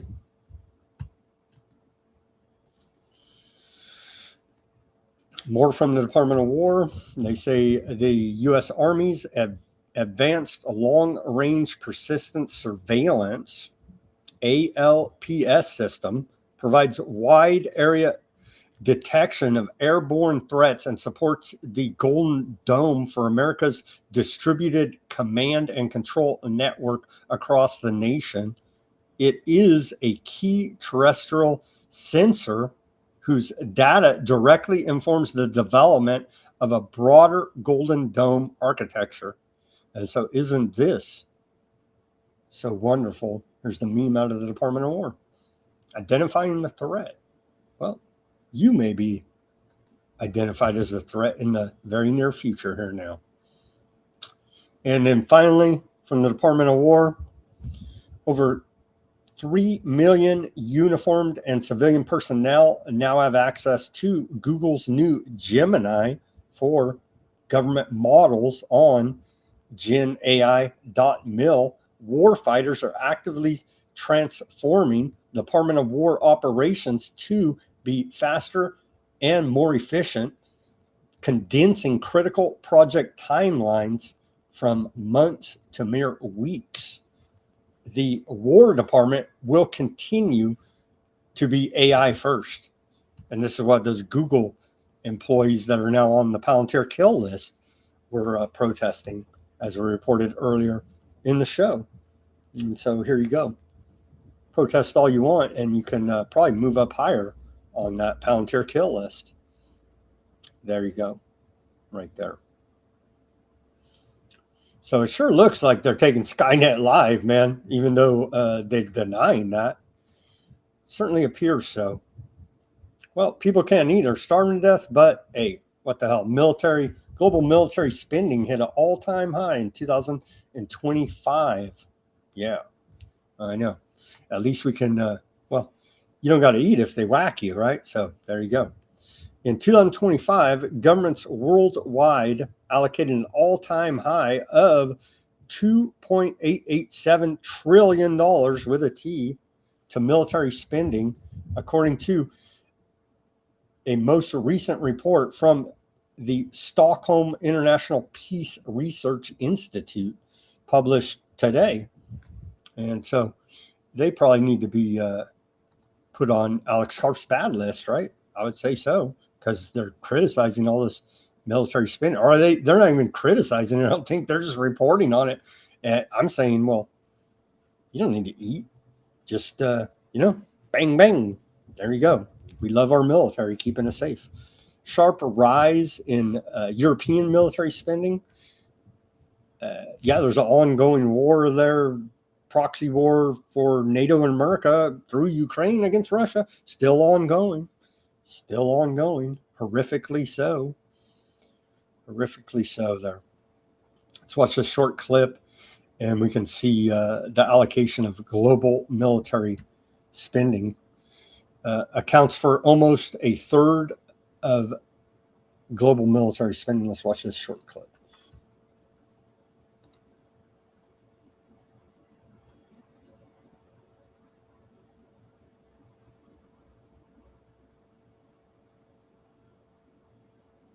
No audio on this.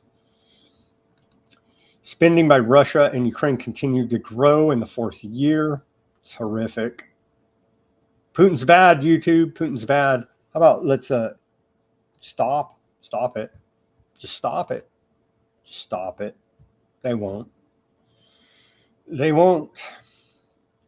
So yeah, again, eating's overrated. Who needs to eat when you got Iranian terrorists out there?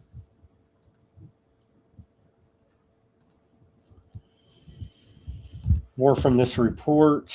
Let's see. Here's a summation of it. Global military expenditure rose by 2.9% in 2025, even as spending by the U.S. dropped 7.5%. We're going to make up for that after new financial military aid to Ukraine was paused. Total spending reached $2.89 trillion in 2025, marking the 11th straight year of growth and pushing military outlays to 2.5% of global GDP, to the highest level since 2009. The US, China, and Russia together accounted for $1.48 trillion with a T, representing 51% of global military expenditure. US military spending declined to, I know, very sad, but it's kind of misrepresented, to only $954 billion, but that's misrepresented because they have a bunch of these other side contracts that push it well above $1 trillion here now. It doesn't appear to be accounted for in this report, just the official military budgets. All quite horrific. All give peace a chance, bro. All Rodney King. But psychopaths in charge of the oligarchies and the global satanic occult network would rather see, global depopulation, as is their stated goal. So old Odysee, foreign minister there out of Iran, he had a meeting with old Putin, the most evil man in the world, and his whole cabinet. And here they are, meeting up with Putin there, and Lavrov, the whole crew. There you go. There you go. So instead of meeting up with Kushner and Witkoff and J.D. Vance in Islamabad, he took it apart. We reported he did a whole little tour there and meeting up with the big dogs in Russia. And so Russia bad, Iran bad. There you go. Ardachai meets with the most evil man in the world. I know. Not Bibi, Putin, right? Iran's foreign minister met and held talks with Putin and the whole crew, Lavrov. Putin said in the meeting that the Iranian people are bravely and courageously fighting to preserve their sovereignty. He expressed hope that the Iranian nation will pass through this difficult period and peace will be established. The Russian president emphasized that Moscow will do everything in its power to establish peace in the Middle East as soon as possible. And there's an ongoing unprovoked invasion of Ukraine, right? Right. All that's going on, and that's a report out of Tazim News Agency. Bahrain, that little speck, and I got called out. Do you even know where Bahrain is on a map? It took me a second, but it's a little speck over there, right? A little speck right over here. Right over there. There's Bahrain right there on the map, right? So anyhow,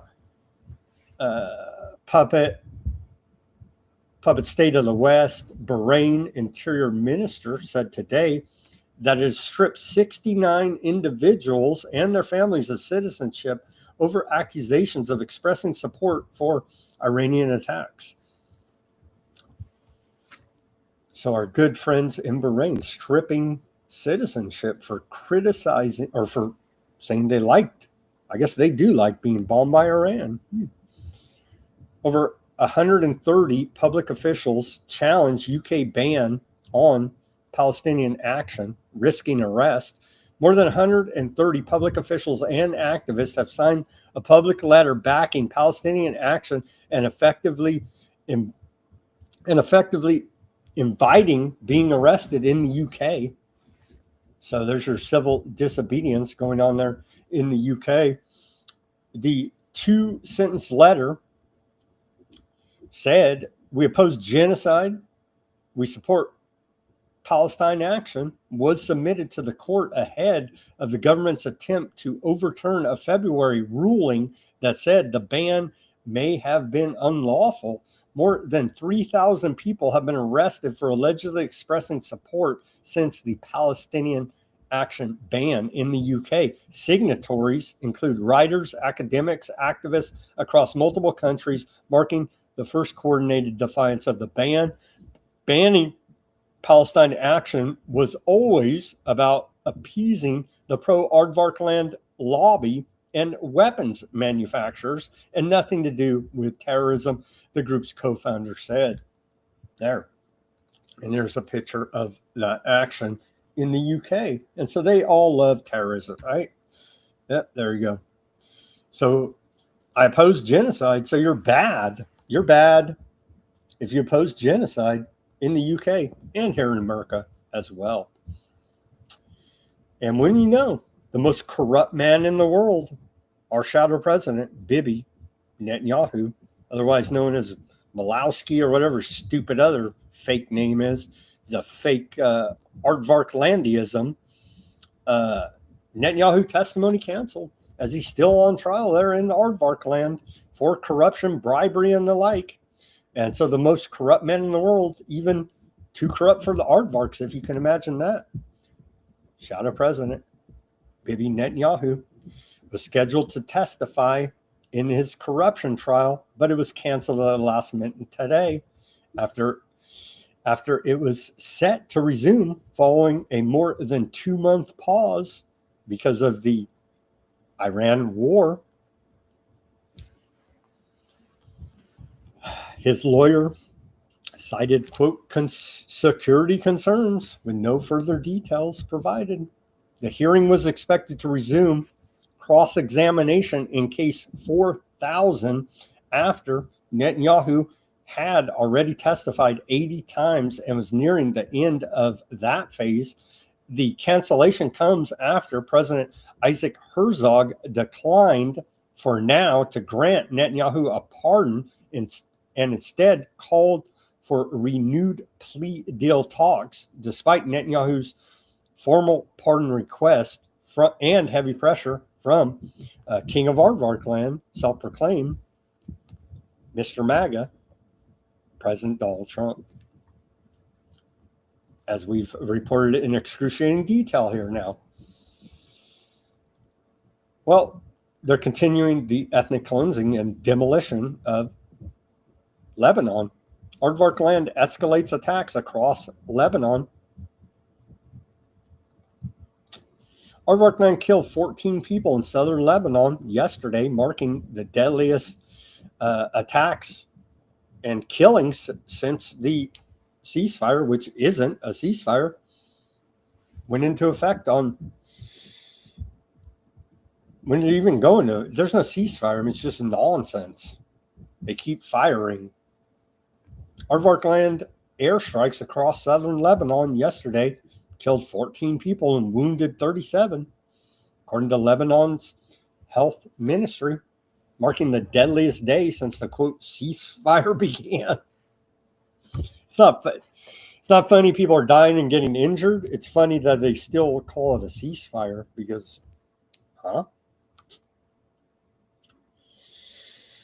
The numbers are adding up here now. They're stacking bodies, and it's quite horrific in Lebanon.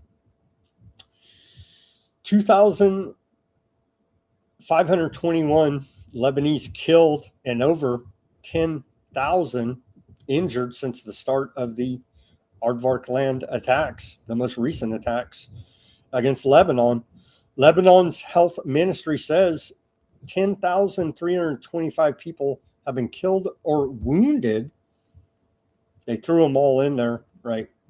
Killed or wounded since February 3rd, including, then they break it down a little bit further for us, including 2,521 dead Lebanese and 7,804 injured Lebanese, according to a new national overview covering the war through today.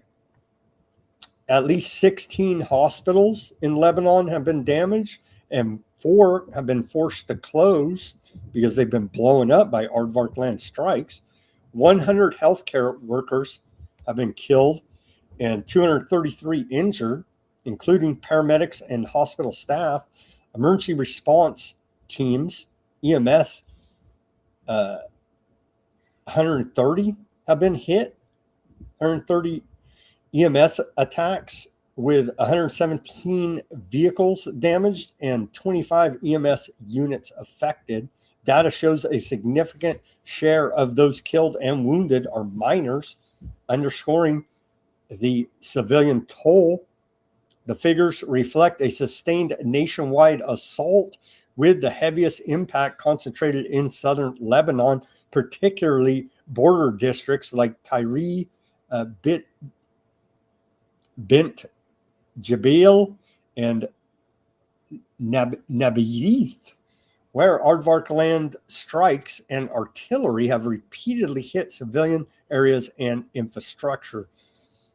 And here's a little infographic from the Lebanon Ministry of Public Health. And there you go.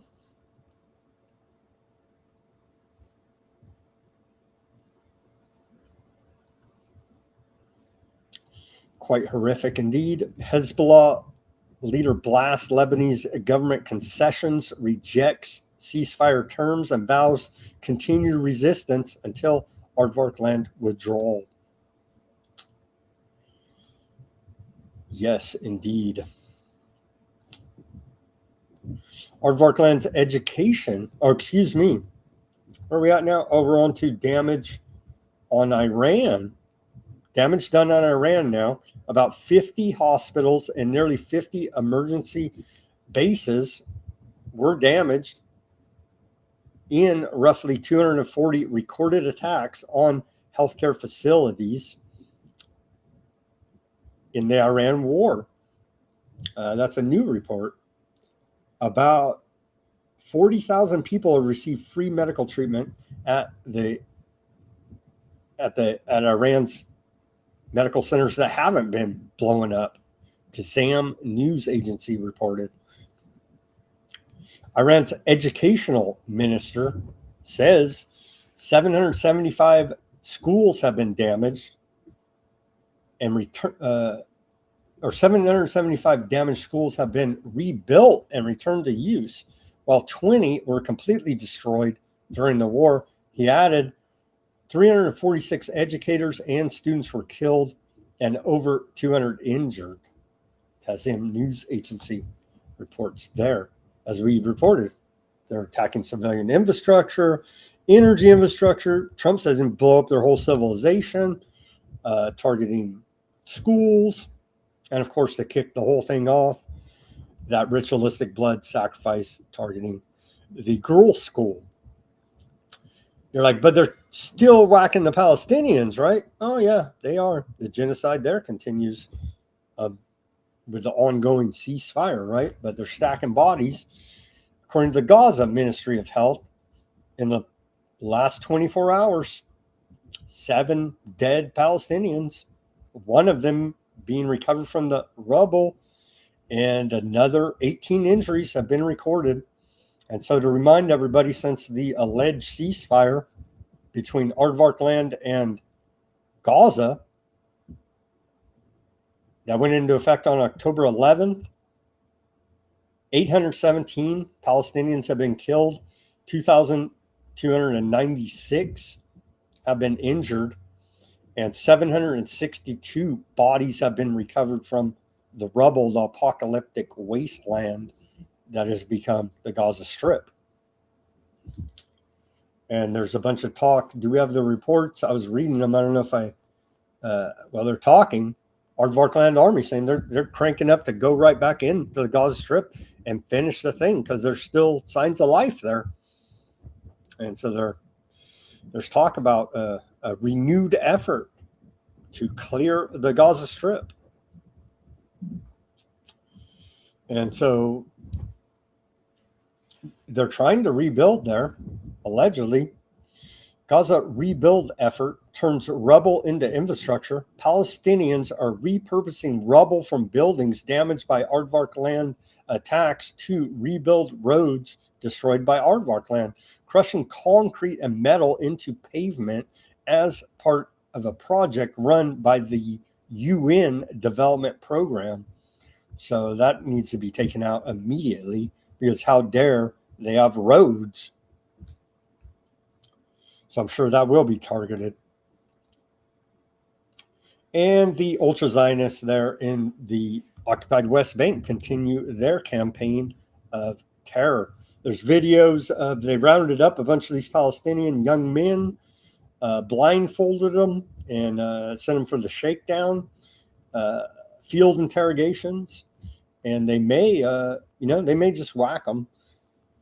It wouldn't surprise me. There's some video you can see right there.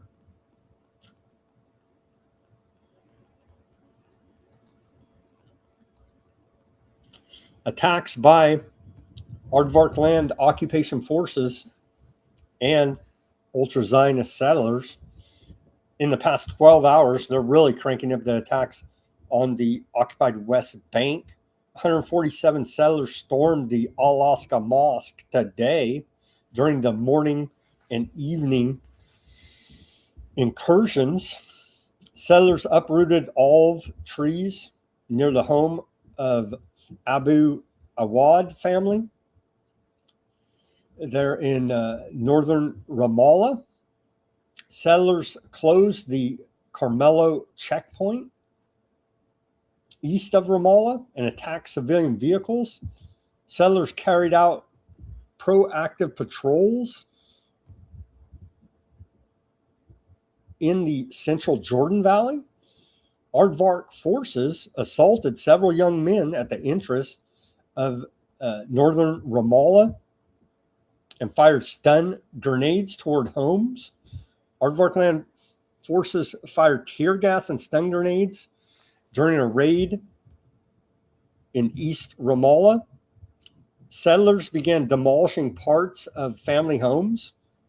They're in Jalad, south of Nablus, while residents, including women, were besieged inside. Aardvark land forces carried out bulldozing operations, uprooted trees in northwest Nablus. Settlers attempted to prevent residents from moving near their homes in the outskirts of Jabal. Settlers threw stones at civilian vehicles from inside the military tower in north of Al-Bareh. An armed settler expelled a Palestinian while he was tending his livestock grazing in Hebron. Settlers stole a tractor belonging to a Palestinian family in southern Nablus. Settlers attacked Palestinian vehicles near northeast occupied Jerusalem. Settlers assaulted local lands in Makamas, northeast Jerusalem, and grazing cattle near the town's girls' secondary school. Settlers vandalized vehicles and attacked the entrance in East Ramallah, and settler bulldozers carried out excavation works in northwest occupied Jerusalem. So they're going whole hog there per old Smoke Trick, right? Smoke Trick told us, the finance minister of Aardvarks told us they're taking all that land. And as evidenced by all these reports, that was out of the cradle. They're going about doing so. And then to wrap up the show here, out of Mint Press, Aardvark land settlers set fire to Palestinian home while family is still inside. Quite horrific.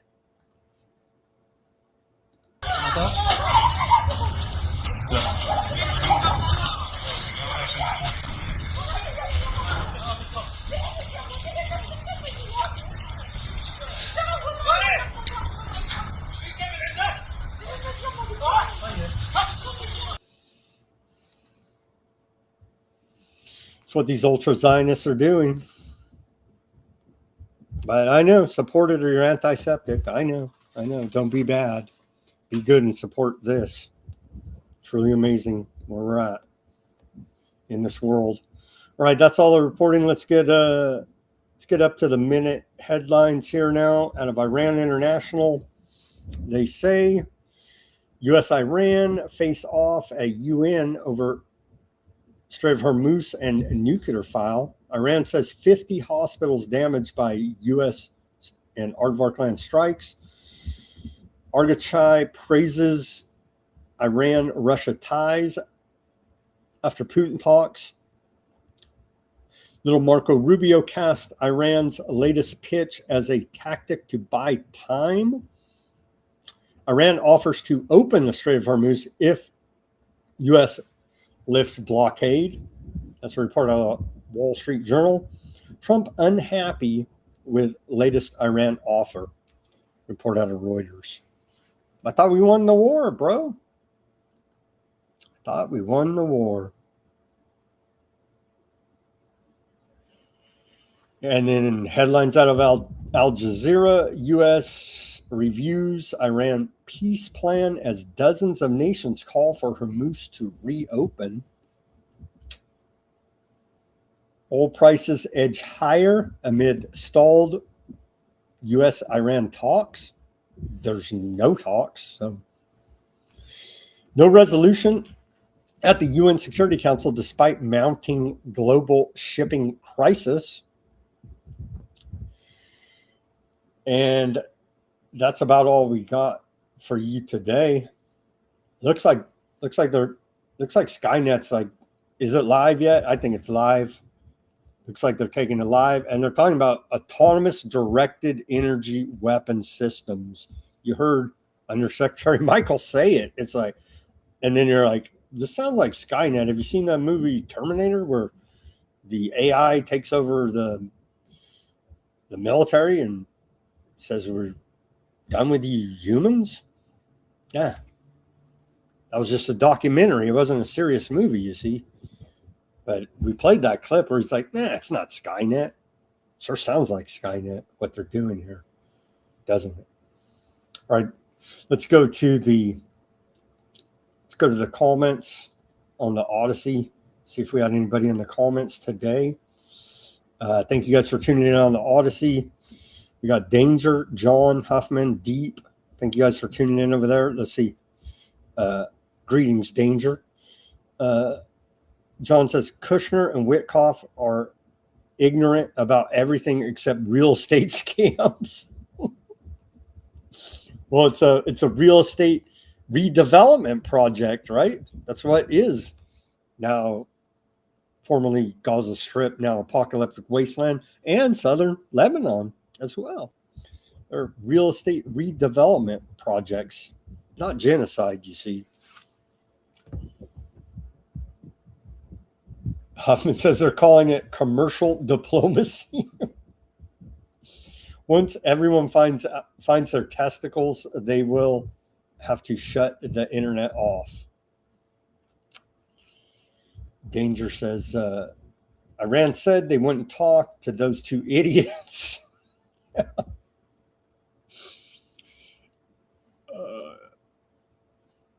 Was John saying? You nailed it. And related phenomenon is that this medium allows us to vent and therefore more docile. Got to get it out somewhere, right? And a big tool is just simply non-compliance. Just simply say no. You know what I mean? A lot of this crap, man. A lot of this tyranny the government tries to do, just say no and walk away.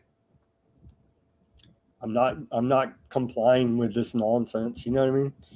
And that can work. That can work. What do they say here? John says Larry Johnson said he thought Trump would do some terrible attack on Iran and thought it would have been done by today. Well, it hasn't happened yet, but we got all of our friggin' military over there just waiting, right? Just waiting for the call. Let's see.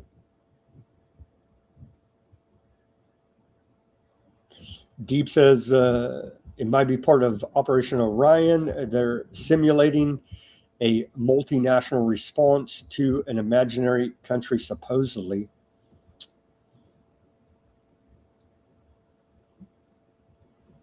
Another excuse to make Russia nervous. France and Poland are simulating a nuclear strike on Russia in the near future. I think that may be part of Operation Orion too, Deep said.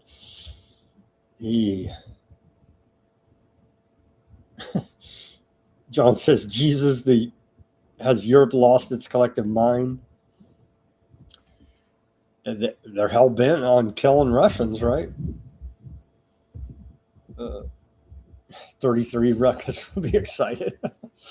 John said, you guys are chatting it up quite a bit over there on the Odysee. Thank you very much for that, keeping that chat lively. Huffman says, I might put one of the live cams from the Arctic on the big screen if there's a good likelihood of seeing something. Wish Russia and China would send missiles. Oh wow.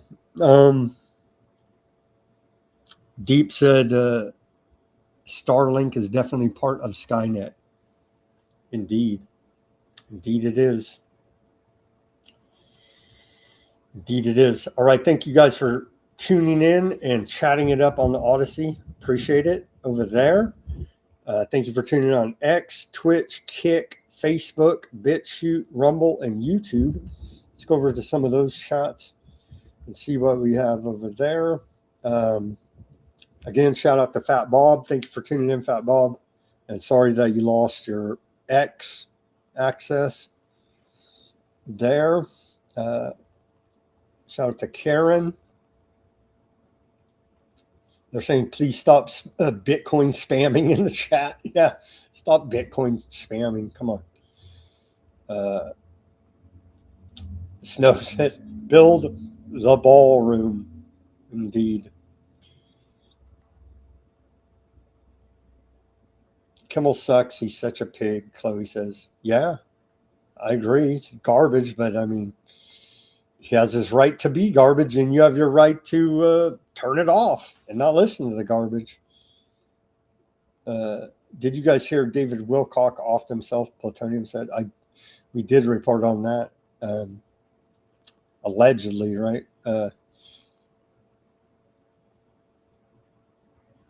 Carrie on the Rumble says, Patrick Boyle on YouTube is a riot on financial system. Let's see. Fat Bob says, if Iran just wiped out Aardvark land 100%, all this would end. Paul Craig Roberts says, would it though? Would it? And there's signs at some level they're all working together.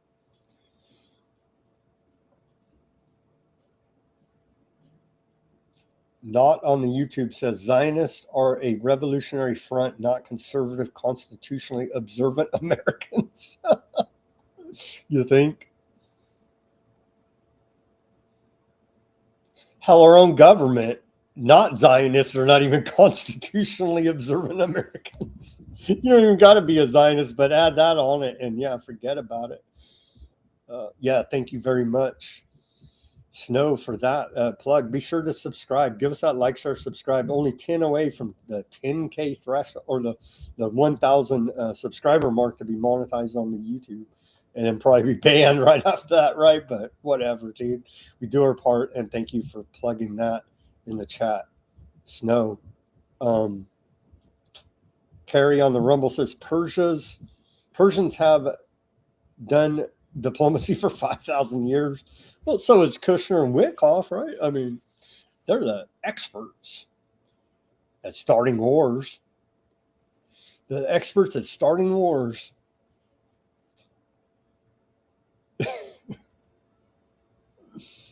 Snow says, when are we getting a newspaper called the Aardvark Times?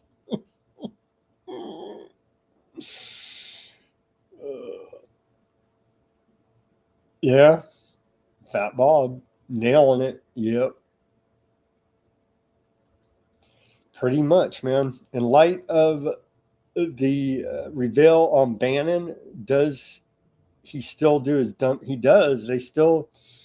They act like nothing ever happened.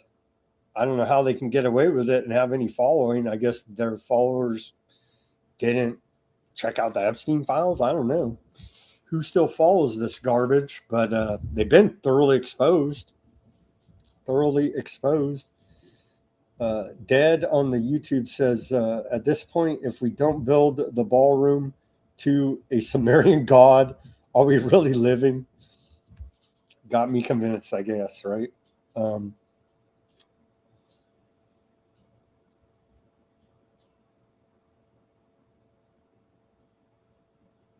Bardo says Dennis Kucinich is the real deal, in my opinion. He's a socialist, but he exposed a lot of stuff when he was in office. I'll give him that. You know what I mean? I don't necessarily agree with his economic policy, but he did expose a lot of government corruption, and still to this day is doing that. So I'll give him props for that. Money talks and BS walks. That's how Jan said. Yeah. Non-Hodgkin's lymphoma was linked to glyphosate at least 2 decades ago. There's a bunch of court cases that they've lost, and that's why they are lobbying all over the place for indemnity. They know damn well. Fat Bob. Says, I hate America, Sam. Doesn't everybody? Oh, man. You see, Fat Bob is an acquired taste, and we love him. But you got to understand, maybe that's why they banned him on the X, because they didn't know how to take him. See?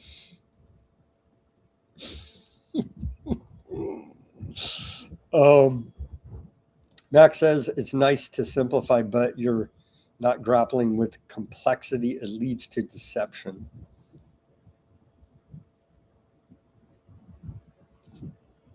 We are all screwed. Oz too. Close. Oh man. Oh, sorry about that one. Greetings, Ruckus cray cray. A lot of cray crays. A-Dub, we don't want it.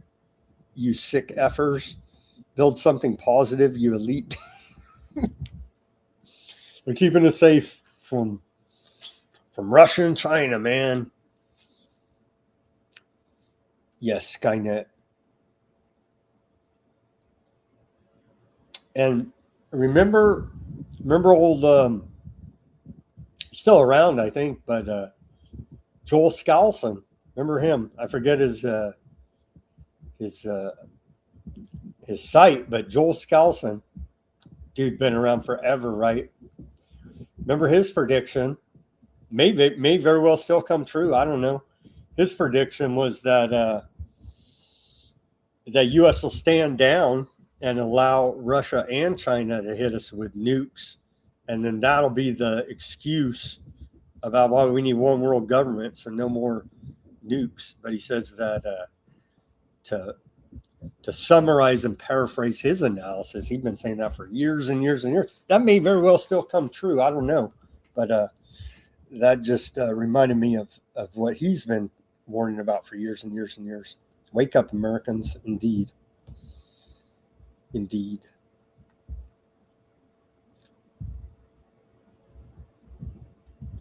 Silver says, I hate cats. What? Come on.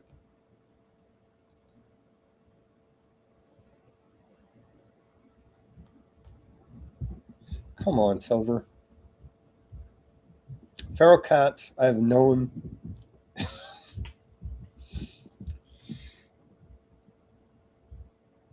Throwing up. We're all Palestinians. We're getting ready to be. Terry on the YouTube. Yeah.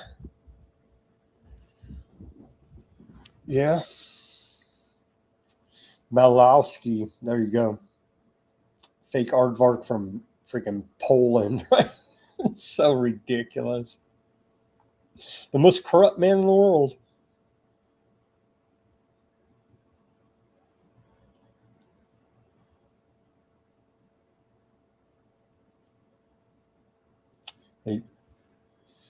ZO says ethnic cleansing is such a deceitful euphemism.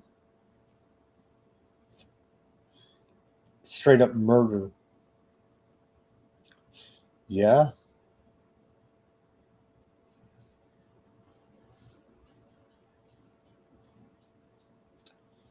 Yeah. They say, the polls say Bibi's losing. If they were to have an election, he would lose. That's why they got to keep these wars going. And as long as he's doing the thing, dodging the corruption, the wars will continue. You better believe it. And we have the Greater Aardvark Land real estate redevelopment project to complete as well. So, yeah. All right, guys. Thank you for tuning in on the YouTube and the Rumbles there. There you go. And Fat Bob to finish us out here. I mean, you haven't lived until you've worshipped Baal, ? According to the dark occultists at the White House, that would be pretty accurate there, Fat Bob. Thank you guys for tuning in on this Monday broadcast. As always, everybody do your own research. Peace, love, and freedom. Speak out and take action. Have a great rest of your Monday evening. And we'll be back here on Tuesday for more Weaponized News.